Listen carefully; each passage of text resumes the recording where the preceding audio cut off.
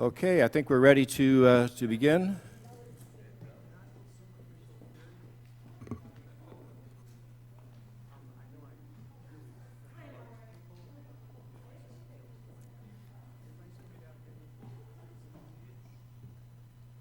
like to call this meeting to order, and if you would all join me in the Pledge of Allegiance.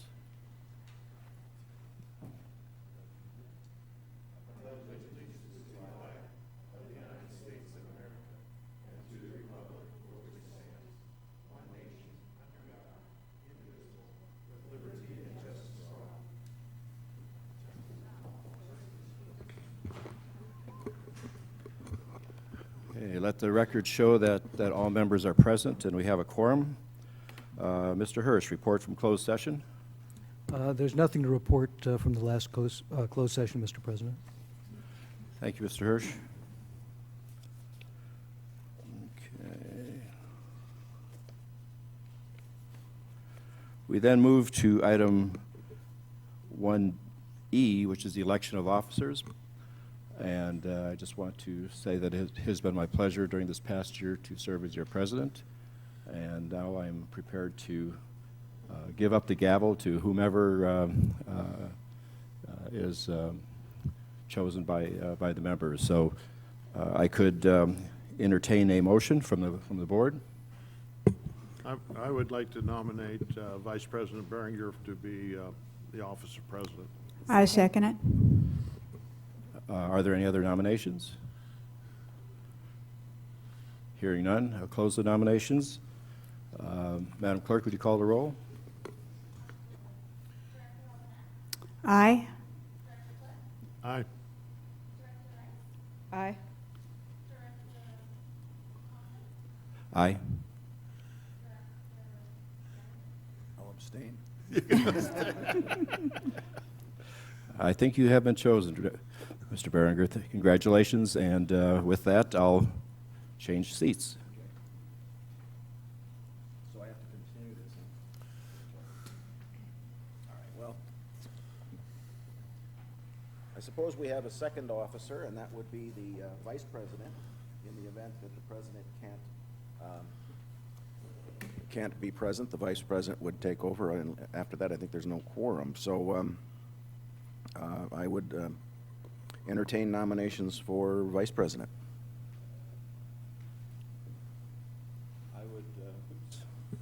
I would nominate Director Robinette for the office of vice president. I'll second that. Are there any other nominations? Seeing none, would you call the roll, please?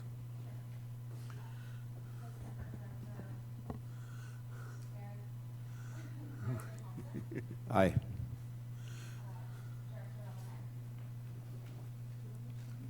No, you can vote for yourself. Why not? Aye. Oh, yeah. Aye. Aye. Aye. So that completes the elections of officers. Congratulations, Ms. Robinette. And thank you. Next time we'll select a seat if you'd like. I'd like to have the vice president near me so that I can put a task off, perhaps. Now we have special reports. The Sheriff's Department report. Seeing no representative from the Sheriff's Department, Fire Department report.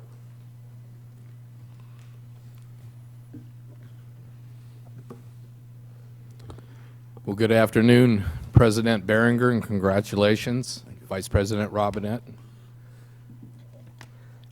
Before you have our run stats for all of our emergency response information and public education and fire prevention efforts for the month of November. I won't belittle that or get into any of that since you have that in print in front of you. Just some highlights. One thing that I would really like to mention, and I'm sure you've heard it, and the fire up in Big Sur right now is bringing it to the attention of everybody with the smoke in town. the fuel moisture levels are at all-time record lows right now.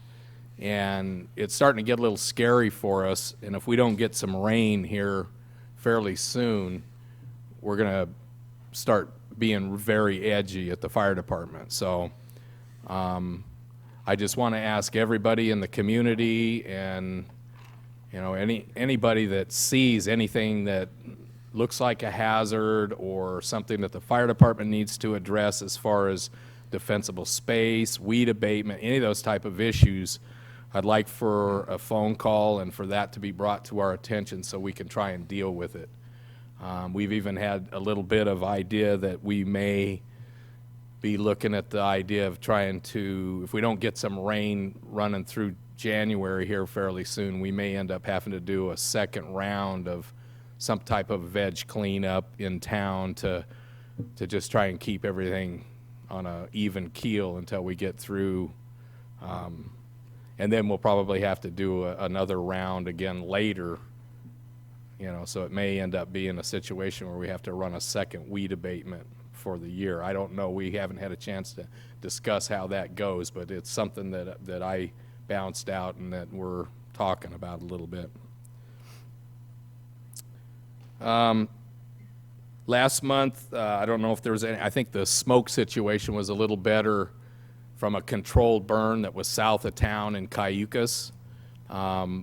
We ended up getting a response to that. The fire ended up blowing a little bit out of the boundary lines of where they wanted to keep that in the controlled burn, and we got a response to it. It was nothing big. It was not a big problem, but I don't think that affected, I don't think it startled the community like the previous one in San Simeon did, because the smoke went the direction it was supposed to go. Last month, we had a number of our personnel were able to attend the Fresno Symposium, and some of our new recruit firefighters were able to enter into a training session where they got a lot of live fire training.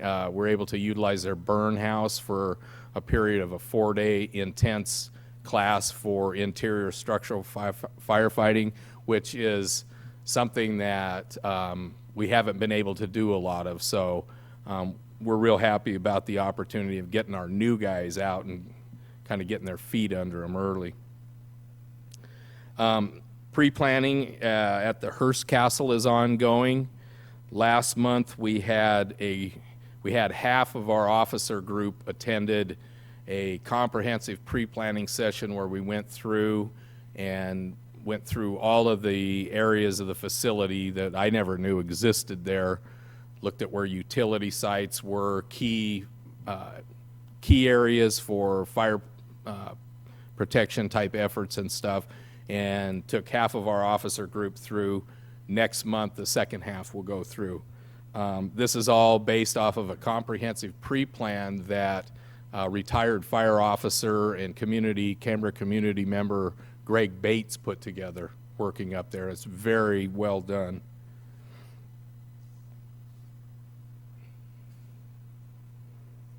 The Christmas Village. I'm sure everyone in town has noticed that is underway in full swing. We, at the fire department, working with the county to a certain extent and the Coastal Commission, put together a fire and life safety plan for that event. The fire and life safety plan focuses on traffic control, pedestrian safety, and fire and life safety issues within the event area. We felt that it addressed all of the issues that we had brought forth through a series of walkthroughs with members of the NCAC and people in the community, and we tried to address all of the issues. Some of the problems that we've had with that, we don't have a lot of enforcement authority here over roads. A lot of the citation authority we don't have that the county would be able to give to us. The entering of the Coastal Commission trumped the county out of it, and we're not getting a lot of support there. But I've asked for feedback from anybody that's seeing problems there, and we have not been getting any. And the comments that I've heard from our personnel is they think it's a lot better this year than it was the last time around. So if anybody has any information on that or anything to the contrary that we can do to try to influence that situation, we would appreciate that information as well. The Season of Hope, the donations are coming to an end. We have a collection point at the fire department. Heritage Bank also has one. If they haven't picked the stuff up yet, but they will within the next few days. If anybody has anything that they would like to donate, the donation point is still open. The Amgen Tour, as you all know, is coming to town in May, and this is a finish point, which makes it a whole different animal than what we've had in the past. We have a kickoff meeting on January 15th at a location to be announced for all of the players with different portions of managing that event. So after that meeting, I'll be able to have more information for the board on what our involvement is and how, what type of responsibilities that we may be looking forward to in May. Thanks to Mike Finnegan at the Water Department, we have been able to partner with them to purchase a air compressor unit, a sand blaster, a spray gun, and some paint. And the idea being to take a trash can and cut out an access point and go around to all of the hydrants that need maintenance and have a mobile sandblaster unit to take the paint off of those and then repaint them with a spray gun. So I think that it's something that we kind of had in mind. It's a little labor intensive, but the water department was interested in helping us out with that, and I want to thank Mike Finnegan for that. And you should see some improvement in some of the hydrants around town in the upcoming year. So, and with that, I will say I'll wish all of the board happy holidays, unless you have any questions. Any questions, Yeah, Mr. Clift? I have one. Some residents up on Northampton were questioning, since they put the fence in on the Covell property, particular residents had talked about they had kept a defensible space that was greater than just their backyard, and that went on into the forest area, and they're noting that because the fence is there, they can't clear As on the far other away side, as and they they're w- starting to see the Scotch bloom and all of that regenerate. And I guess I'm wondering whose responsibility is to maintain that down area that was cleared. That was a big bone of contention during the process of getting that project approved, and CAL FIRE has committed to maintain the fuel break in perpetuity. That is outside of the CCSD district proper, and it falls in their jurisdiction, but they received a lot of pressure on that particular issue because of the threat of invasive species of plants like Scotch broom being able to come in and propagate in where they did the fuel break. And that main area of concern was addressed by them, by Cal, when I say them, CAL FIRE, committing to maintain that moving forward.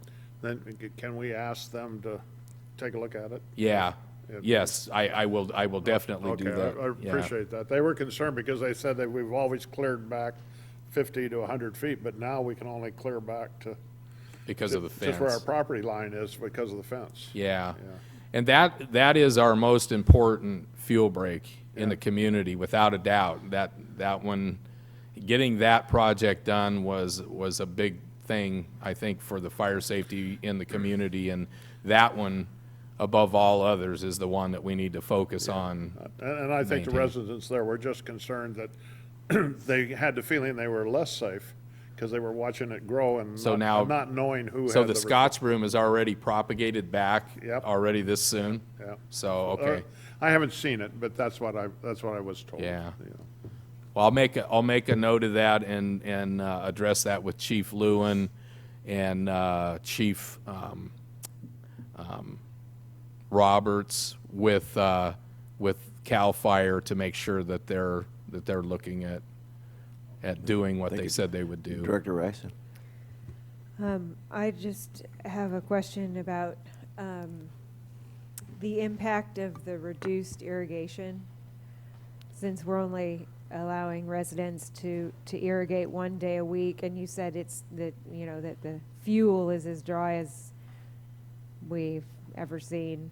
The impact of that combined with the reduction of the ability to do defensible spaces, even if you're not out at the edge of town right there, because you've got Yeah. a neighbor that has things that are drying out because they're only, can you speak to that a little bit? Yeah, if there's ornamentals that are up next to the structures that are within that ignition zone of the house, which is within the 30 feet area, that could become an issue. And I realize it's a catch-22 situation for us, and not a lot of good answers, but that's something that each resident, yeah, I wish I had a solution for it. I would like to say, yeah, we have to cut that open and let them water it. We would like to see any type of vegetation that's up near the house should be ignition-resistant type of plant life. And that would be, I mean, it's easy for me to sit here and say that, but I know that people have their landscaping in and that type of thing, and that becomes an issue in this type of situation. And it is, I mean, it's very extreme right now. So we just need rain. We need For all rain bad. kinds of reasons. Yeah, and I would urge any homeowners that have plant life and things that could create a hazard to their home to look at possibly trimming that back or taking measures to eliminate that. You know, I don't think it's safe, and I can't tell them that they need to just go dump a lot of water on it that we don't have, so. Well, don't we have in the ordinance the authority of the general manager to override and provide the ability to modify our irrigation rules? Don't we have that in our ordinance on I that? believe there's a hardship waiver provision, but nothing broader than that. Well, but what I'm suggesting is that between now and the next board meeting, if we don't have weather conditions that are moisture producing, that we leave to the fire chief and the general manager the authority to make a decision if they need to tell people to. I mean, if that's an emergency situation, then I think they should have that authority to make that decision without coming back to us. I noticed Mr. Gruber is reluctant to do a wholesale hardship. Each situation is definitely going to be variable depending on the type of vegetation that there is and how close it is, and you know how it's situated. If it's situated under windows and decks, But- and it's dry brush type stuff, it's probably not a good idea. But at this point, lifting the irrigation ban wouldn't necessarily reduce the fire hazard. I mean, the thing that Thi- reduces the fire hazard is making sure that within 30 feet of the home, you don't have things Yeah, that are going to go up like a, Yeah, the defensible Roman space candle. part of it, it would be pretty hard to catch up with the dry fuel. right. So Through so then watering at lifting this it, I point. think, is not going to really. Yeah, but it is something to consider if if somebody is extremely concerned and calls in, we would be more than happy to go out and look at it and determine whether or not we need to do something with it, Thank you very much. so. Thank you, Chief. Oh, I have- no, Yes, thank Director you. Robinette. Yes, thank you again for always such a nice, informative report. I had just two things. You had said, you were talking about the smoke from Big Sur. Just a little bit of kind of an understanding for us here. What is kind of like the impact at this point for Cambria as far as just air quality? Well, a lot of that depends, as you saw the other night, on the direction that the wind is bringing it in. We had a condition, I believe it was not a little bit last night, but the night before, Tuesday night, it got pretty thick in here. It was laying down. It was an inversion type of situation. There wasn't a lot of high winds, but it had drifted down, and it was laying in here pretty good. I had a little bit of a headache when I left. I don't know whether it was psychosomatic or not, but I felt like I was breathing a lot of smoke, and I don't think the air quality was good at all. But today, you don't get, I don't smell it out there or see it, so it must be moving off in a different direction. The wind's carrying it out offshore or farther east of us. So I would say it's just variable depending on which way the winds are going, and hopefully they get a handle on it. Hopefully they get a handle on it today, because I understand there's a possibility of some high winds coming through, 30-mile-an-hour winds that could change that fire pretty dramatically up there and push it around. So we're hoping that they get a good handle on it today and contain it to a point to where they're braced for the high winds. So Okay, thank you. Thank you, Chief. you're welcome. Happy holidays. Yeah, great. Now moving on to acknowledgements and presentations, and I think in this case it's appropriate. We have a speaker on item 3A, Ms. Tina Dickinson. Acknowledgements and presentations. Is that the one you wanted to have? Well, I thought you were going to do the acknowledgement I think first. in this case, I think that it would be best if you'd like to speak on Really? the issue first. Okay, thought we were going to. The light is on. Can you hear me? Well, I was hoping that Ms. Choate would be here to give her our best wishes. And I thought there would be a cake, as I thought there would be for Jim Adams. So I find it kind of sad that we can't celebrate her retirement. I still have many questions about it, which will never be answered. But Kathy, if you are watching this, I wish you the very best. You were wonderful, and you were great to work with, and we miss you. Now, going on to what the fire chief, this was 3A though. I can't speak right now in the others. Okay, thank you. You'll have an opportunity. Thank you, Ms. Dickinson. And likewise, I share your pleasure in having had Kathy Choate as our director. She was the as the district clerk, and she'd been the district clerk for as long as I've lived here. I was hoping, likewise, that we could read this to her and present it to her, and I hope that she's watching, and once she receives this, I'm sure it's heartfelt from all of us. I'll read it from here, in that she's not here, but it's an honorary proclamation from the Cambria Community Service District. The proclamation recognizing Kathy A. Choate for 12 years of service to the community.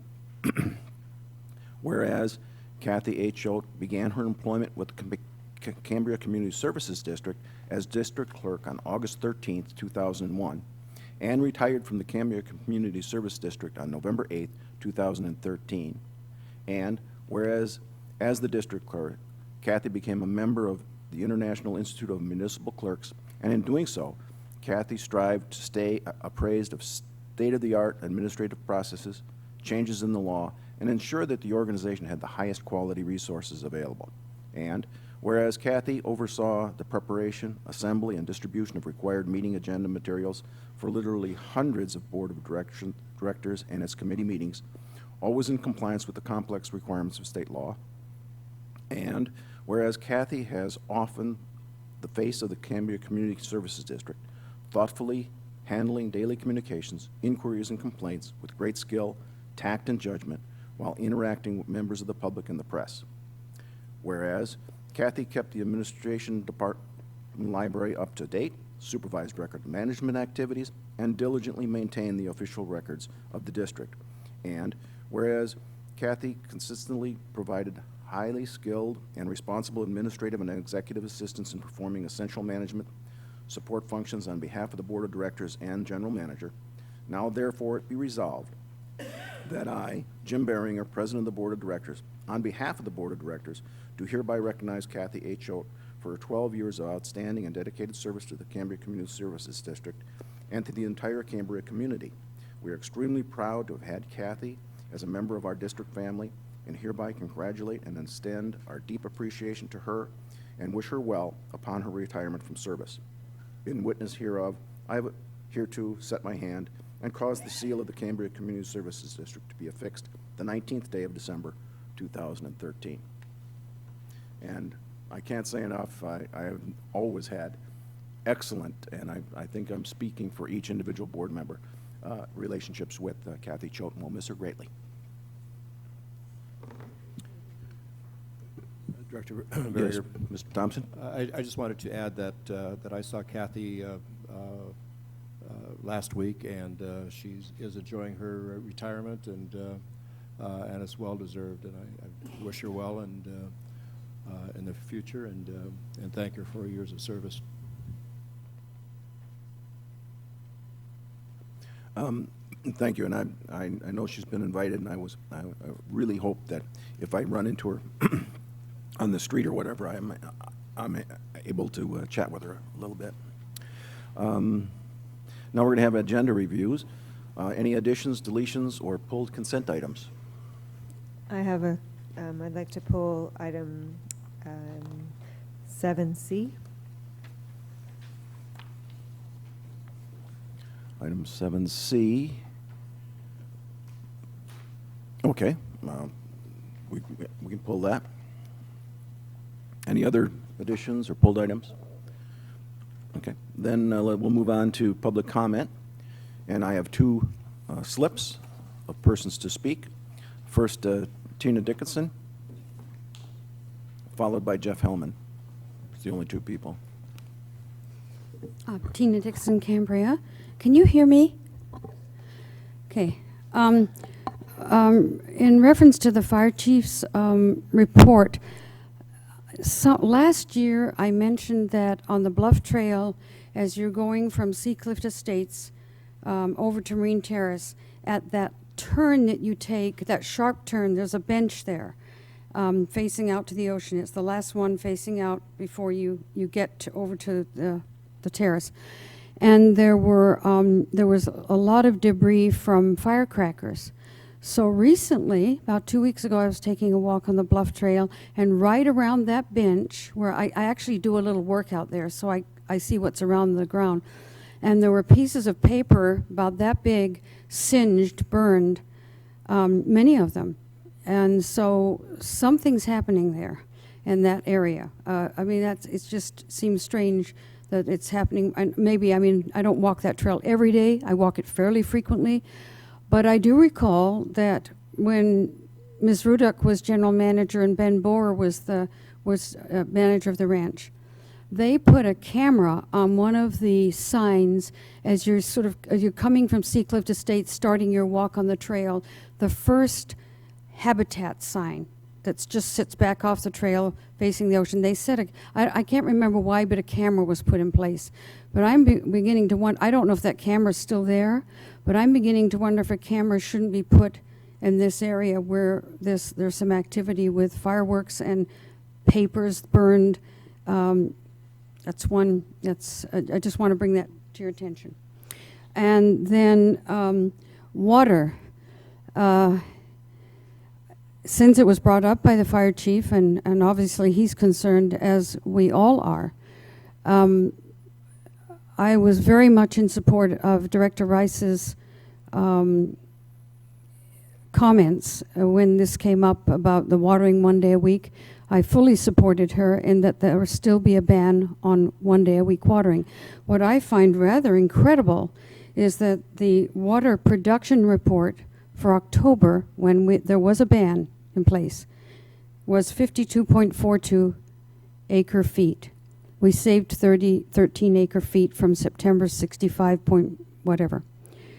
November, when we were, the restriction was lifted to 1 day a week of watering, the well production was lower than in October, 52.11 acre feet. That's a mystery to me, that how could we have gone down in just by a small amount when everybody's watering. If I would say everybody, I don't know that for sure, but plenty of people, and you certainly haven't seen the huge tanks in town as much as you did when there was the ban. How can that production figure be less than for October?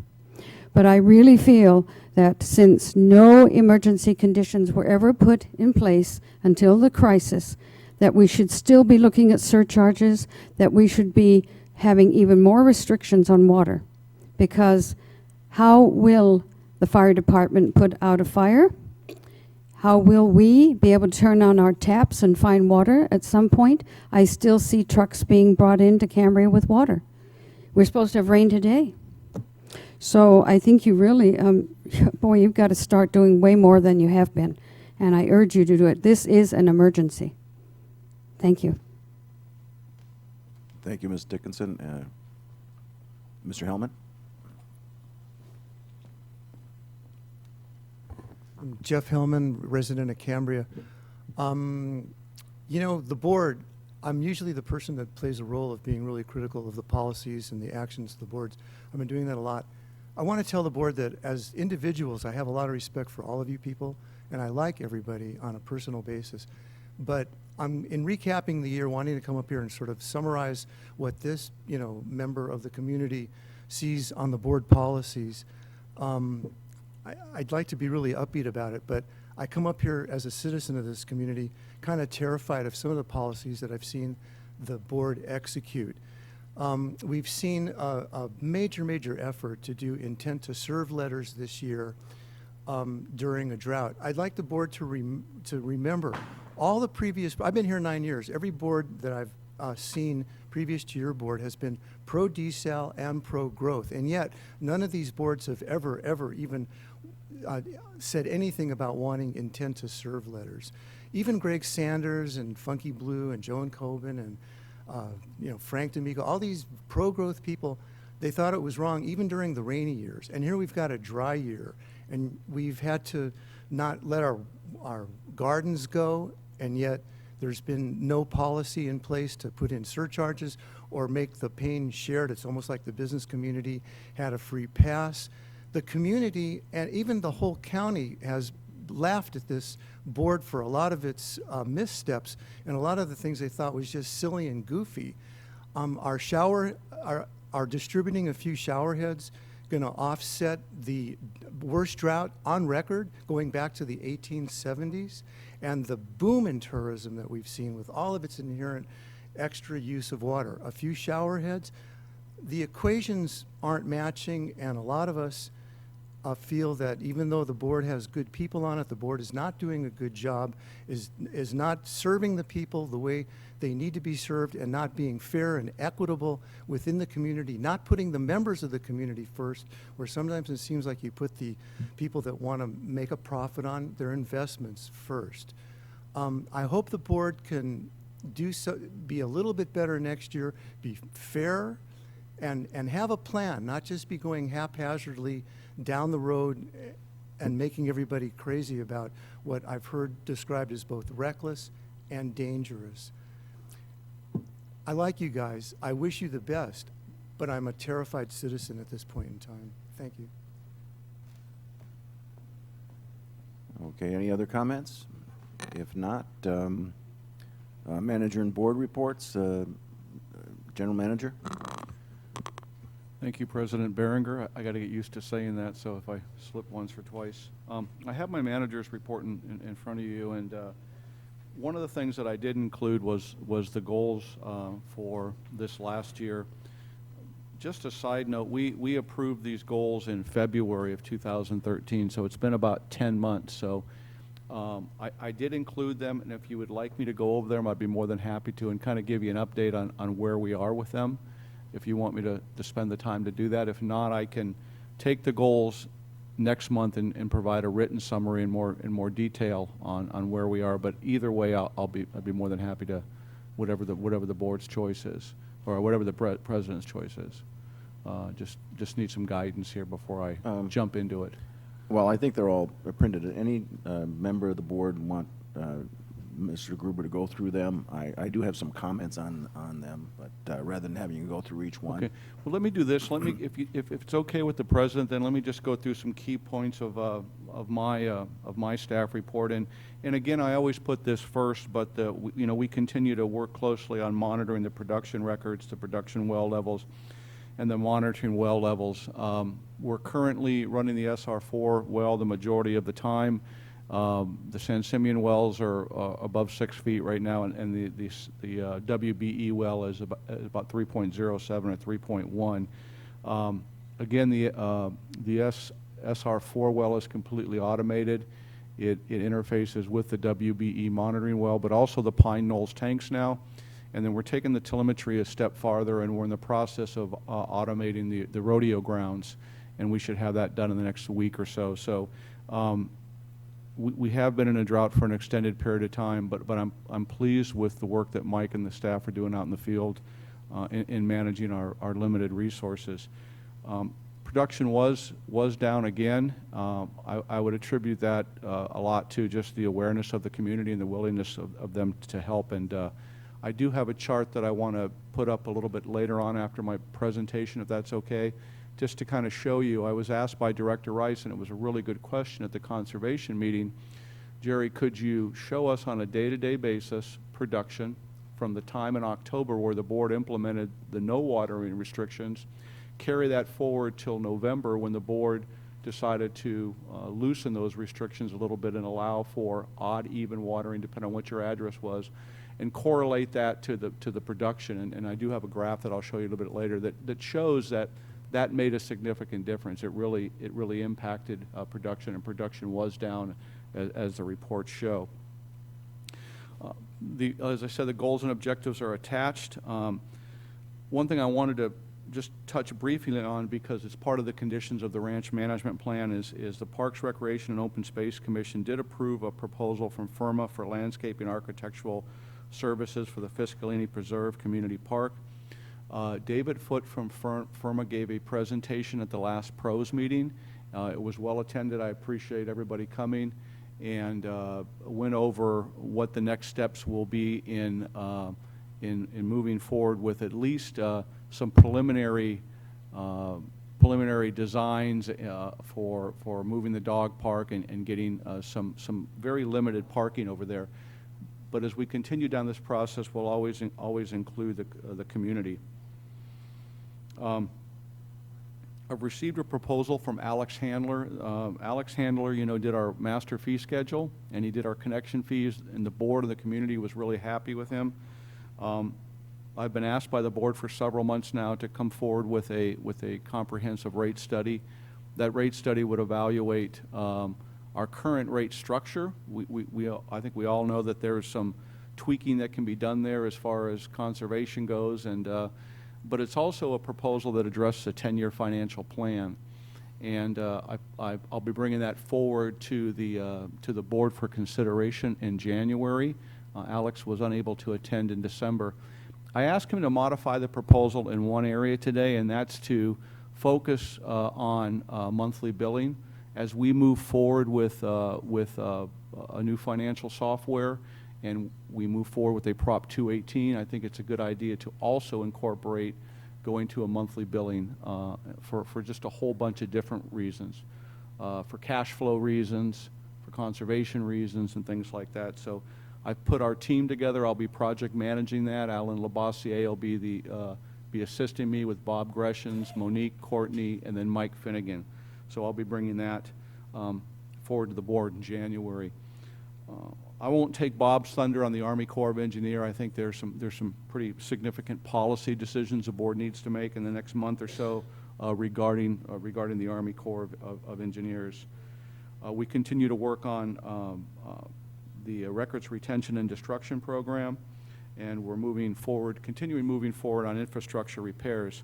Mike Finnegan, our utility manager, he's not going to get off the hook next month. He's going to be here, and he's going to give a slideshow presentation on all the improvements that we've made to the water and wastewater infrastructure for 2013 of January for a whole time period, and he'll be talking through that and walking through that. And then in February, I want to go live with our SCADA system, and I want to be able to sit here, not me, him, sit here and bring up the SR4 and the rodeo grounds and Stewart Street tank and all that, and the WBE, and I want to show you how we'll be able to operate that. Our goal is, and relatively soon, is I don't want to have to pick up the phone and call the water department and say, what is our production? So we'll have access to that. I'll have access to it. Bob will have access to it. And the fire chief, which I think is important, I don't know if Mark knows this yet, but I think he does. Mark will have a screen and access to the water distribution system and see what production is and what the tank levels are. And I think that's a critical component to allow him to address some of the concerns that he just brought up a minute ago.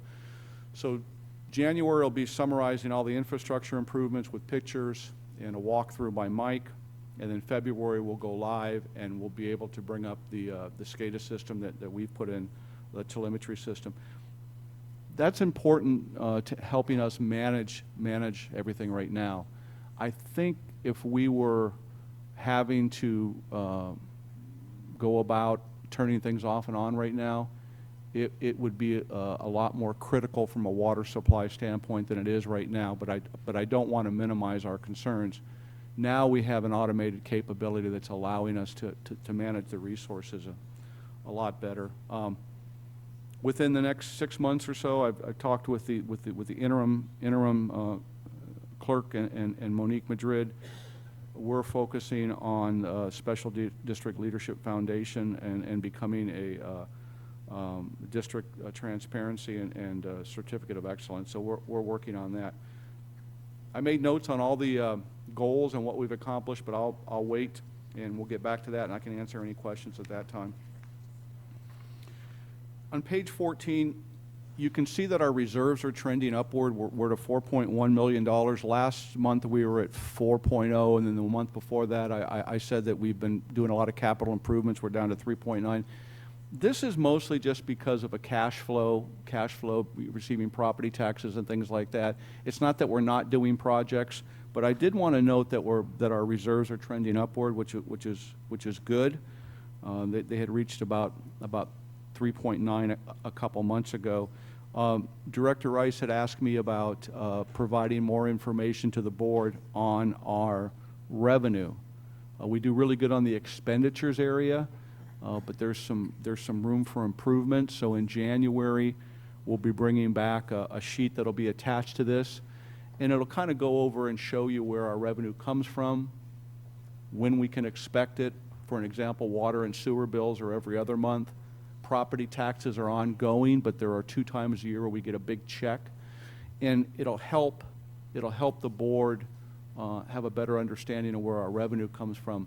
Ultimately, what we want to do when we go to a monthly billing and we go through that whole process, our new financial software will be able to print out a report that will show you where our revenue is, because that's just as important as the expenditure side of things.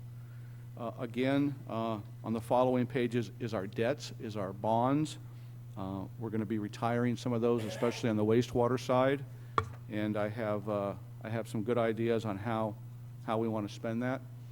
On page 16 is Monique Madrid's report, very short, but the majority of her time right now has been working with the folks at Liebert, Cassidy, and Whitmore, who we hired to do IAFF negotiations. Those negotiations are going very well, and the board will be briefed on that in closed session today. The next page, 17, is Courtney's conservation report. I would like her to come next month and give you a 5 or 10 minute report. We're doing so much more than shower heads. and I really appreciate the work the Conservation Ad Hoc Committee's put into this, but I think we need to do a better job in communicating that, and I can appreciate the comments about that. We are doing so much more than that. We do have a lot of money available in the conservation budget still this year for rebates. So if anybody out there wants to replace their wash machine, or they want to purchase a reservoir tank, or they want to replace their toilets, we have rebates for all that. The Conservation Committee is currently looking at expanding that rebate to include other things. What I did out of the conservation budget the other day is I authorized for 2014 an Association of California Water Agencies membership. That was about $9,000, but I think as a water agency, it's really important that we belong to that agency in particular. So we can get the support from them, and we can get the technical guidance, and also just have a seat at the table in major California water policies. Mark did a good job on the fire report. Utility manager's report, again, I won't go over it, but as you can see, we continue to make improvements. Mike's really excited about it's called an Op 10 program right now. He's implemented in the wastewater, and when he became the utilities manager, he implemented into the water side. And what it is software that tracks and prints out when all the maintenance is due for every pump and motor and blower and everything that we have, and it tells the staff when you're supposed to do required maintenance. But it also keeps track of all of our sampling requirements and our permit requirements. Those are very complex, and in the past we've missed some key things that we should have caught, and that Op 10 software will enable us to track everything that we're supposed to be doing. It's all part of that environmental audit compliance thing that I had him do, and so he'll share that next month in January. The facilities ranch work. Carlos continues to do a great job out there. Carlos also works really closely with FFRP, and he works closely with pros, and he just does a really good job out there. Now, before we go to Bob, because Bob's probably going to need 5 minutes or so, or 10 minutes to go on, if you have any questions about the current goals, President Berenger, if you'd like me to answer them, I'd be more than happy to. Well, I also have a slip to speak, and perhaps we get Bob first, and then we'll get a public comment, and then I'll bring it back. Okay. And if I could, just really quick before I forget, APG, do you have that graph that I discussed earlier? Well, this is different. This is the one that was derived out of the Conservation Committee.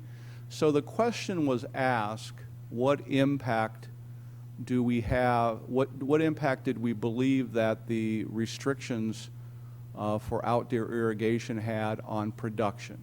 Okay? So on the bottom you'll see Tuesdays and Thursdays and things like that. Well, if you notice, and I don't have a clicker, but I think you kind of get the gist of it, the water department, I'm not good with those, I'll let you do it.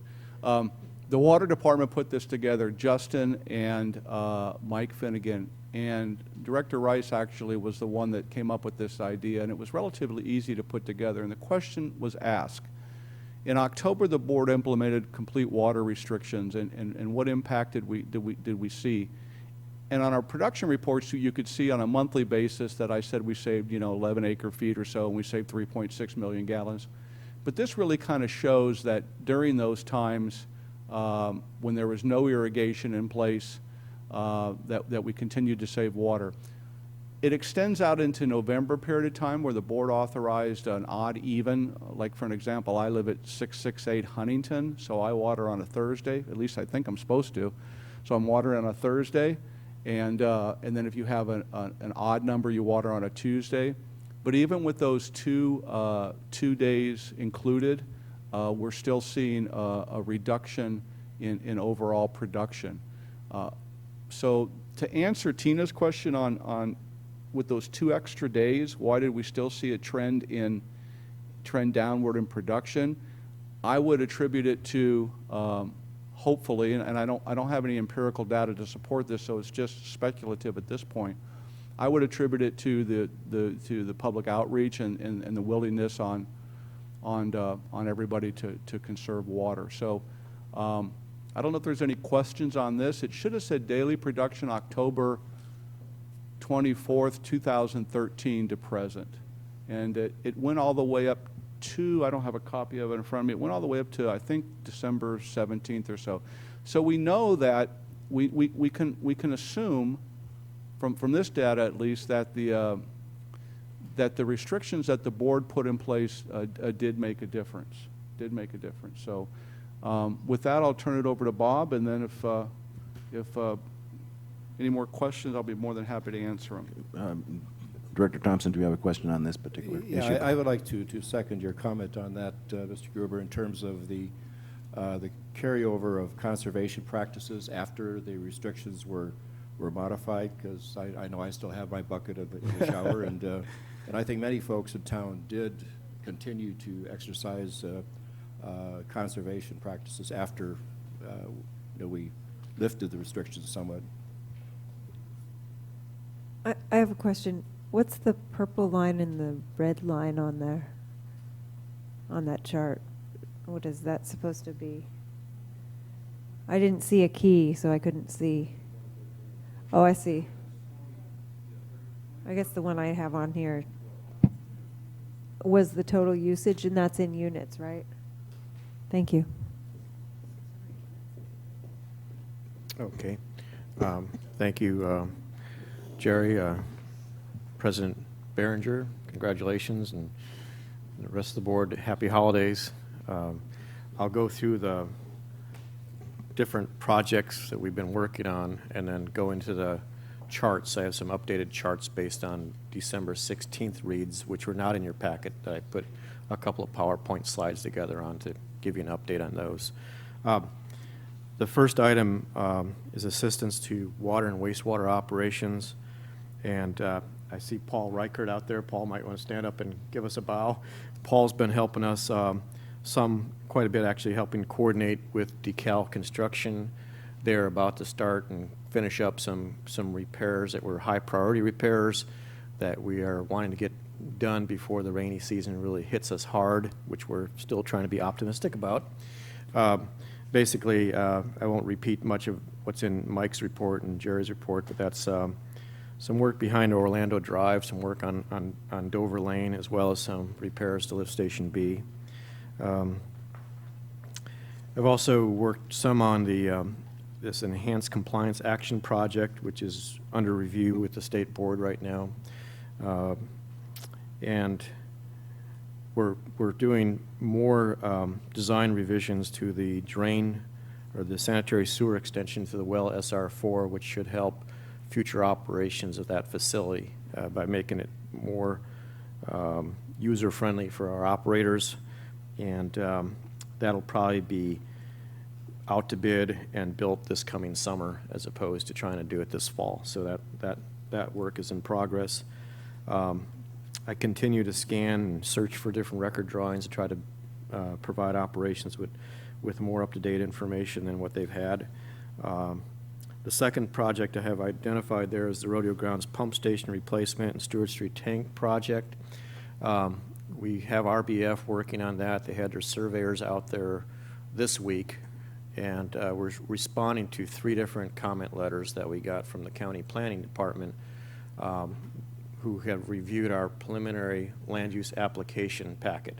So they want more detail, which I was expecting they would request. So I estimate we'll pull that response back together by about the 3rd week of January next year to keep that process moving. We also had asked for a fee waiver request, which will go, I think, as a consent calendar to the Board of Supervisors in the future, but I don't know what that date is yet. So once I hear that date, I'll pass it along. So, but that work is progressing. It's been a slow process. I learned from the earlier Pine Knolls tank that if you get ahead of yourself, you could lose a lot of design budget because there's changes that get made as these things go through the land use permit application review. So it takes some patience, but we're going to wrap up that design probably by, I would say, summer of 2014, if not earlier. And it'll depend on how well the permit application process goes before you can determine when it can go to bid. So Jerry mentioned the long-term water supply project with the Army Corps. There's been several conference calls with them, and essentially, because our project is a WRDA 219 environmental infrastructure project, there's no earmarking allowed. There's been a ban on earmarking for a couple of years now with Congress, so that's where the funding typically came for those types of projects. So the Army Corps is starting to run out of funds to oversee the contracts with the environmental consultant and with the design engineer consultant. So they have asked us to directly fund their time and cost. And besides their time and cost, we've also have been asked to directly fund the additional geohydrological modeling with CDM Smith. So we are going to package a staff report together for your January board meeting that goes into more detail on that, but I can say that the cost of those two major items can be in the order of $400,000 to $500,000. So it's a substantial amount of money to fund. So again, that will come up in the January board meeting with more of a discussion level type staff report. I did attach an updated project schedule where they did add a couple of tasks for that geohydrological modeling, so that now extends that project out. The record of decision that they show in this revised schedule is now estimated at May 18th of 2015, and that's similar to at a state level CEQA document to certifying an EIR. But that they have, yes, and that is attached to this report. And there's, yeah. We also received an updated engineering technical memo from CDM Smith and the Corps that describes all the various alternatives and the concepts and the screening process we went through with the workshops in 2012. And I believe the plan is to present that to the Water Alternatives Ad Hoc Committee meeting, next meeting they have. And then provided they're okay with that, we would make that a public document and put it on our website. So we'd share that with the rest of the public. And I did put in some updated cost estimates that came out of that latest effort and compared it to the earlier cost estimates that were presented as part of the workshop 4 back on September 18th, 2012. And I won't go through all the details, but the numbers have changed. Of course, costs go up with time. But the San Simeon Creek Road brackish water alternative is still the lowest cost estimate of all the different viable alternatives that I identified at this point. Lastly, I did attend a webinar on the 5th of December by the Department of Water Resources of California, and they have a round 3 Prop 50 grant application that they announced. So I'm going to be working on that. That's due on the 16th of January. It's very competitive, but it's a 50% match type California grant. So we did do one earlier back in 2006, and we missed out by about 2 positions at that time. So we're going to do our best to go after some of those funds and see how we do. Moving on, the 4th item I've listed is the County Water Resources Advisory Committee. Those meetings are held typically in the San Luis Obispo Library.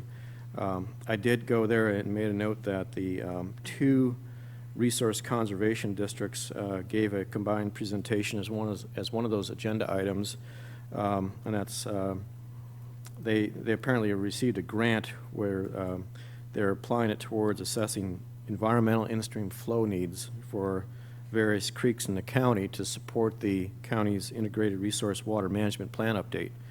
So they did, one of the presentations did make a several references to the Santa Rosa Creek in our watershed. So that's definitely going to get a focus of more future study and attention. And they also plan to have an interactive map at some point where you can click on a Cambria part of the map and it'll pop up a snapshot of the condition of the creek and issues dealing with steelhead and so forth. The last item I had is I developed a demand offset letter for the People Self-Help Housing Phase 2 apartment project this last period since the earlier report for last month. With that said, I could pause and see if there's any questions on those projects, and I can dive right into the water level report. Okay. I think if you go to Okay. the water level report, and we'll Jesse, if you could help expedite me things get here. that up there, I'd appreciate it. And again, this is just an update from the charts that were attached to your board packet information, which came in after that went out. But I do show, oops, we got going here, no computer, and we'll give them a second to get that resolved. But the information I had was as of December 9th, which went into the agenda packet, and this updated charts are from December 16th. So, and I further added some points to one of the graphs. I know Director Rice wanted to see more detail on the level of WBE, so that will be shown here if we can get these up and running. Did that get turned off, Jesse? And, just give me 1 second. okay, all right, okay.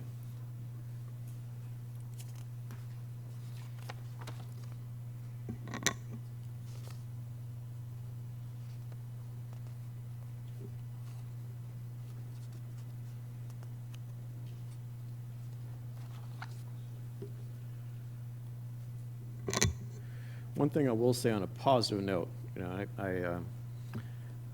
I personally like the frost, and it's like my dogs and I get really excited when we look outside the window and see frost, and we get to go out there.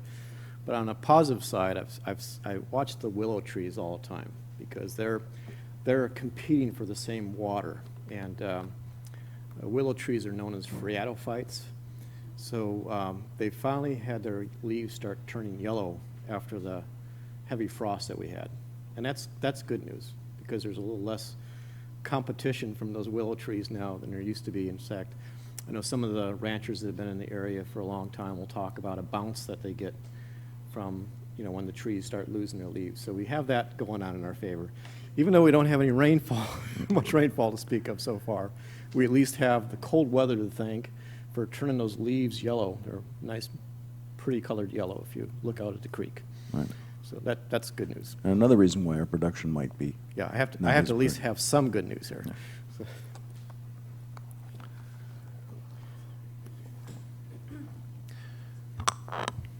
Perhaps. Well, I can go back to the December 9th data. if we don't- Sure. Sure. Yeah, let's go to December 9th, just to move things on. Okay. I'm not made. I And don't have the Jesse, I may patience. have turned it off with that earlier pointer by mistake. There we go. Okay. There it is. Oops. We had it. There we go. Thank you. All right. Next slide, please. Okay. Oh, that's That's just the levels, and I'll show these on the charts. It's too small to read, so I won't waste your time on it. Next slide, please. Production. Jerry already talked about production, so I won't get into that. Here's an updated level chart on Santa Rosa Creek from 2/16 or 12/16. I just have the 1 point shown out there. I didn't have some earlier data points, so the SR4 is right around the 40 to 45 foot range. It varies up and down. WBE was at 3.07, as Jerry mentioned. You can see the data points were added to that lower line because I know there was a poor resolution in the past, and I really wanted Director Rice to be able to see that. There's a couple that were slightly below the 3 foot level in the summer, and I confirmed with operations that SR4 was indeed turned off at that time. So that kind of came down on its own and during that dry season. Next slide, please. This is just the statistical chart that's updated to the middle of December, and you can see the last couple of months it's been bouncing up and down. Usually it'll go up when SR4 is running and there's less pressure on the San Simeon, and it'll drop a little bit when San Simeon's running. We have SR4 off, so that's why it's got a little bit of a a saw pattern at the end of that graph. Next slide. This is just the spaghetti graph, which that earlier slide is based on, but again, it at least shows you some of the different years if you really want to get into which year and how to compare different years. Next slide, please. And this is just the min-max average. So we took the current level is in the green, again, that little saw pattern at the end, and then the average is in the black line. And then the red is the absolute minimum during that 1988 to present period, and that kind of a light brown color is the maximum for the same period. And that pretty much concludes the update of the well levels that I wanted to show you. Thank you, Mr. Gressens, and I think it's appropriate now if we have two slips for speakers. First, Elizabeth Bettenhausen, followed by Tina Dickerson.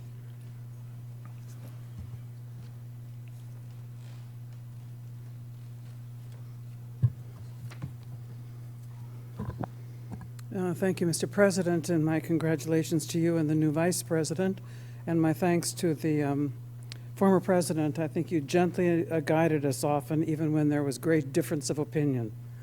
I am hoping, Mr. New President, that you will bring your clock. Next time. Thank you. I want to try to get my 4 comments or 5 quickies in. I regret so much that we can only speak 3 minutes on the entirety of the month's report, basically. My first comment is, I heard the general manager today talk about tweaking the rates, if I quote correctly. I don't think our rates need tweaking. I think our rates need a major analysis in light of the consumption of water in this town. Later in his report, the general manager says, I don't quote, I don't have any empirical data to support this, end of quotation. You all know me well enough by now that I am yearning passionately for empirical data. I love empirical data. When you make policy decisions on the basis of amorphous data, it leaves me somewhat baffled. So I hope that the promise that was made 2 and 3 months ago by the general manager to bring hard data on water use in this town to your board meeting for consideration actually happens. Number 2, on page 23 of your report, there's reference to Enhanced Compliance Action Project under review by the State Water Resources Control Board. I would be very happy to have some details about that. Why are they reviewing us, and what exactly is the enhanced compliance action, differing perhaps from the ordinary compliance action, or even from the less than ordinary compliance action? I just want to say, I hope that you have all seen the ad for Kmart with jingle bells. I think it's one of the funniest things to hit the TV screen in a very long time, and it is under competition only with the report on the Army Corps of Engineers. I think this is one of the funniest things I've encountered in a very long time. I will not sing jingle bells, and I am not of the right sex to do the jingle bells ad, I assure you. Now, later you're going to look, well, you won't because you didn't lift it from consent. Prop 50, in that resolution that you probably will just adopt, it says that only desal and brackish water are the projects that have your approval.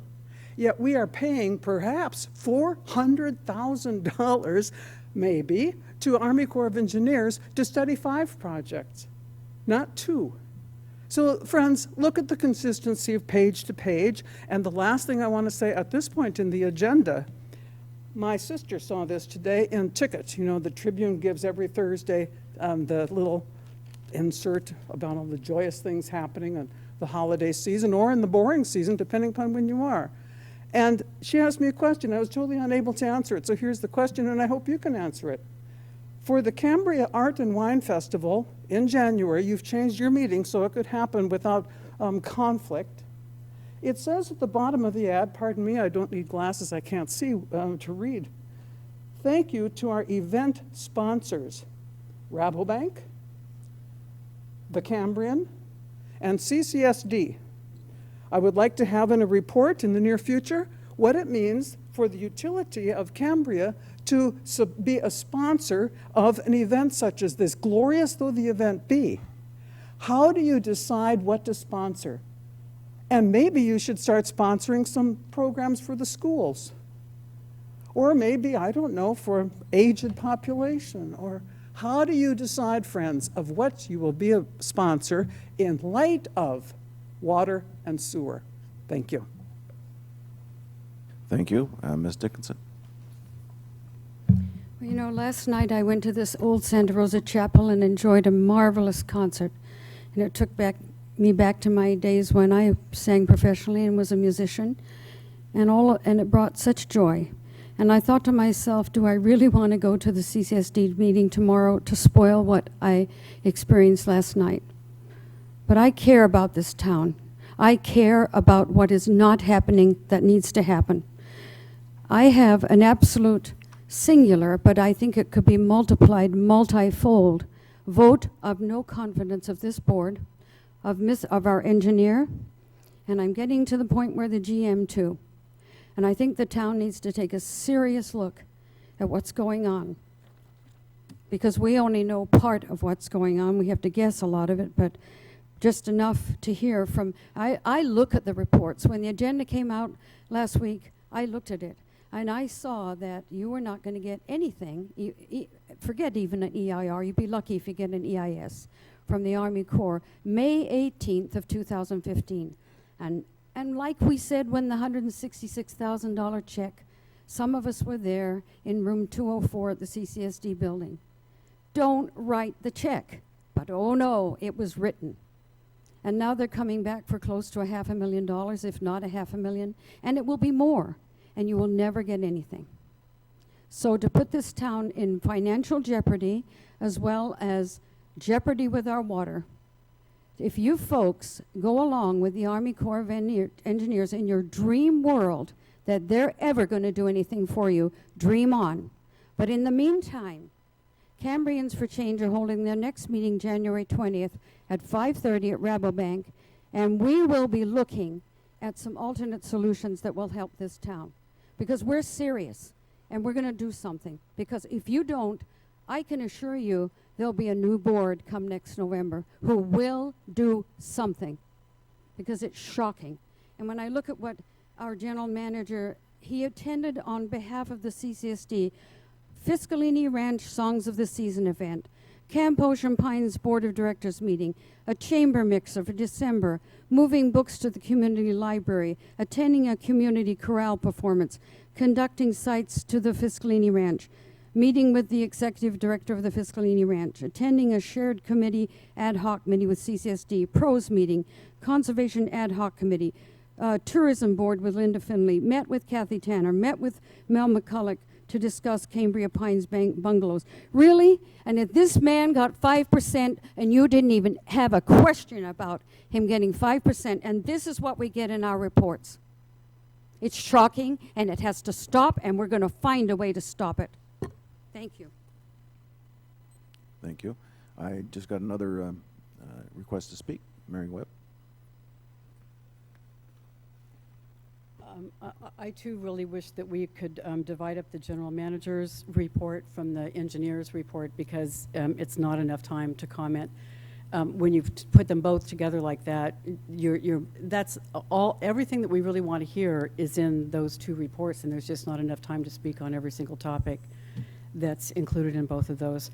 On the rodeo grounds pump station, I had a lot of issues with that project, and wrote a letter when the first EIR came out.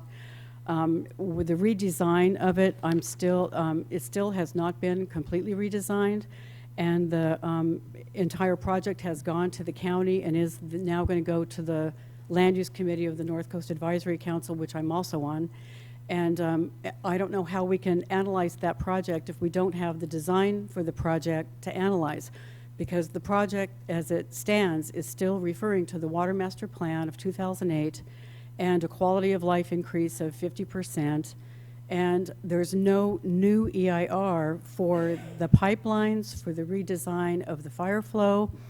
And it's a problem. I don't know how I don't know how the Land Use Committee can make a determination based on a reference to an old EIR that's no longer valid, that refers to a water master plan that is no longer valid.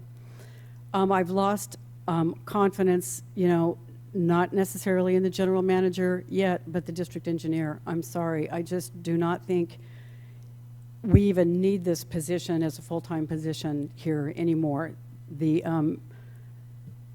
data is wrong. The projects are not redesigned. To have him be a weatherman at this point and to tell us what color the willows are turning is it's just very frustrating for me.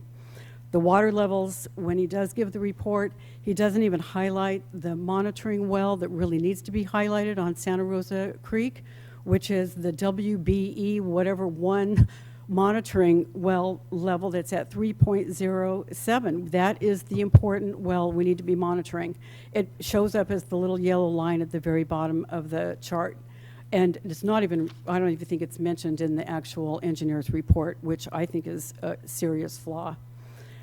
The money for the grant, for the WRDA we're never going to get it. Even if we did get it, it's only $7 million. It's not enough to pay for a project. No, absolutely not one more dime should go to the Army Corps of Engineers. We're opposed to the $166,000, much less $500,000. And I think, the past board knows that. Hope Merle was there, the director Clift was there. He knows how opposed the community was to giving the $166,000 for whatever, how many years ago that was. I'm also concerned about the loss of employees in the administration, especially with Kathy Choate and Jim Adams. Now I'm actually really worried that you have two family members that are controlling a lot of what's going on in the office. One of those roles, it has to do with issuing water meters, and those water meters are worth hundreds of thousands of dollars. So I think you need some other kind of oversight over the two relatives that are now working in the office. And absolutely no more money should go to the Army Corps. Thank you. Thank you.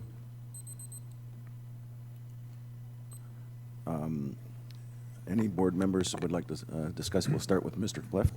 Yeah, I wanted to go back to the chart on the Santa Rosa Creek well levels, that March 15th, 2013, showing the drop on that. There is no, unless I'm not reading something right, historical or reference point to where, where is a safe level of draw from that well.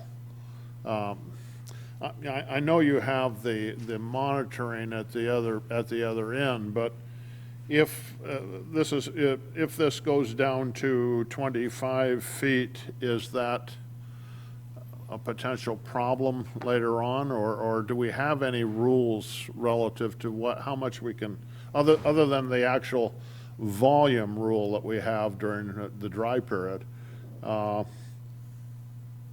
I don't have a reference to where this is going, and that's my only question there.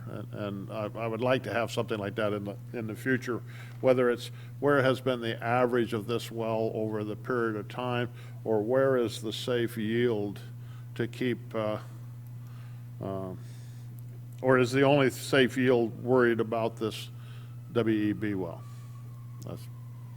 And I don't know that you can answer that right now. But Okay, if it's okay with the board president, I'll Please respond. respond to each Sure, one as sure. they go. The historical information is a little lacking on where SR4 is at behind the high school. The SR1 and SR3 have a longer history, and I keep an eye on those levels as well, and they're in good shape. Compared to, say, in the 70s when you had subsidence issues, and they were much lower than, say, the roughly 26 to 32 foot level that they're at as of December 9th on that chart that I include with the package. The rules that apply to SR4 are habitat related primarily. If you were affecting a habitat, you'd shut down, which is why one of the primary reasons we watch WBE so closely, and we now have that automated to shut that thing off if we get at the 3 foot level. So it now happens automatically where it will not run if that WBE well level goes at 3 or less. Historically, what I've seen at SR4 is down in the 30s as far as its level. So what I need to do is take the time to construct the same type of statistical chart that we show for probably San Simeon. I show the 75 and 25 percentile on the average, and get that to you in front of you so you could see that. You know, I've done this kind of empirically, just looking at past years, but I haven't had time to put that type of detailed chart together. So maybe for the next board meeting, I can make a commitment to get that in front of you. But that's the long and short of it. I've looked at the average production out of the SR4 well, and know that we're still well below that by about 35 acre feet for the last 6 years when I look at how they've been operating it empirically. But I don't have a good solid model number like I do for the San Simeon aquifer. But what you're saying here is that if the SR3 and the SR1 continue at a consistent run here, then that does not just give you concern about the drop of SR4. Right, it's telling me, you know, we're not going to be pulling seawater in because they're still at a healthy level. But again, when you get up further in elevation with the SR4, it's the habitat concerns that really drive that. Okay. I could add a little bit if I could respond just briefly to the Rotary Grounds pump station concern that Ms. Webb raised. I mean, that Sure. There's been an update to the design that has lowered the fire flow numbers back in January of this year. So they did revise the design of both Rotary Grounds pump station and the Stewart Street Tank 3 project. There's going to be all that is going to be answered probably around the third week of January. I mean, we're updating the responses to the county, and that's pretty much I think it'll become much clearer to her and others that are watching this closely. Okay, thank you. Director Rice? I would like to agree with a couple of the commenters who said that there's a lot going on in these reports, and I usually do take a pretty close look at these and spend a fairly significant amount of time both before the meeting, the week of the meeting, and at the meeting, addressing these things. And it might be better if it were split for a couple of reasons, and I understand a reason why it may not be, which probably has nothing to do with, just has to do with getting through the meeting. Question, first thing is I fully support becoming a district of transparency, but is this certification something we should really be working on right now when we don't even know who's going to be filling the position of district clerk, and we've got a bunch of other legal things that our district council is going to be working on?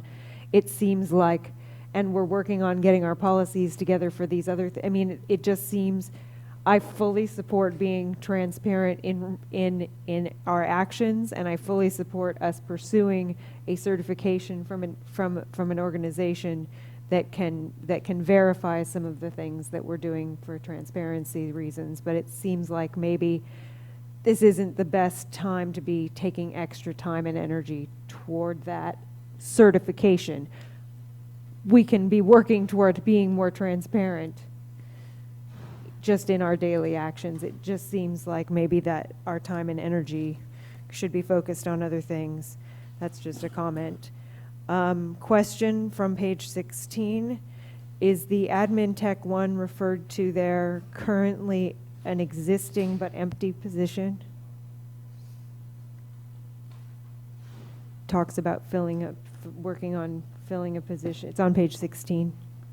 That's correct. We're recruiting for that position. Is it currently an open existing position? Well, if you look at the way that I structured the office, Courtney moved in the conservation position. The position that was being filled by Courtney is being backfilled by Susie. She's going to take over billing.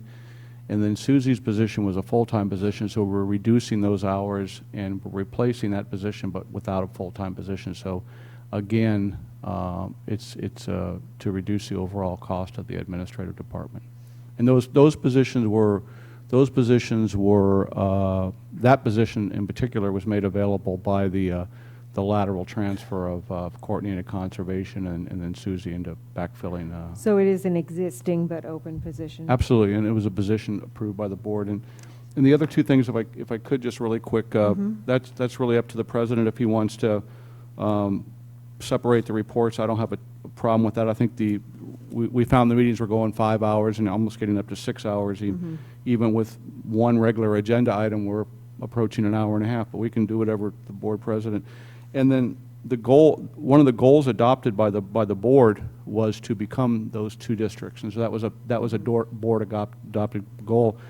As far as the time goes, the majority of the time has been spent by board members attending conferences and things like that. So there's been a lot of work and effort gone into that.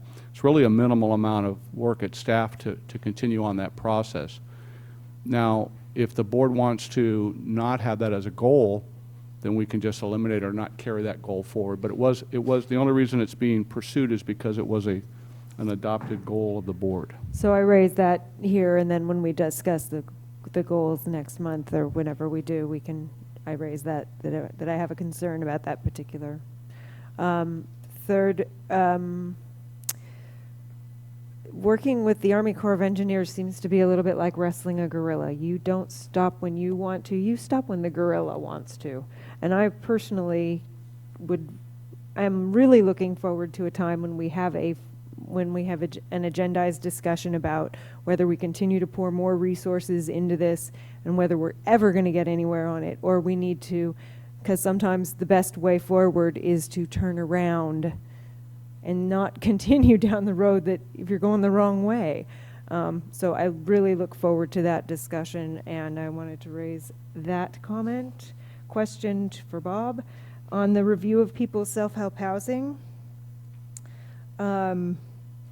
Is it designed to be as efficient as possible? And when I saw the plans last time at the North Coast Advisory Council meeting, it had landscape irrigation but no tank for collecting rainwater or other indication that they were going to be using non-potable water for irrigation.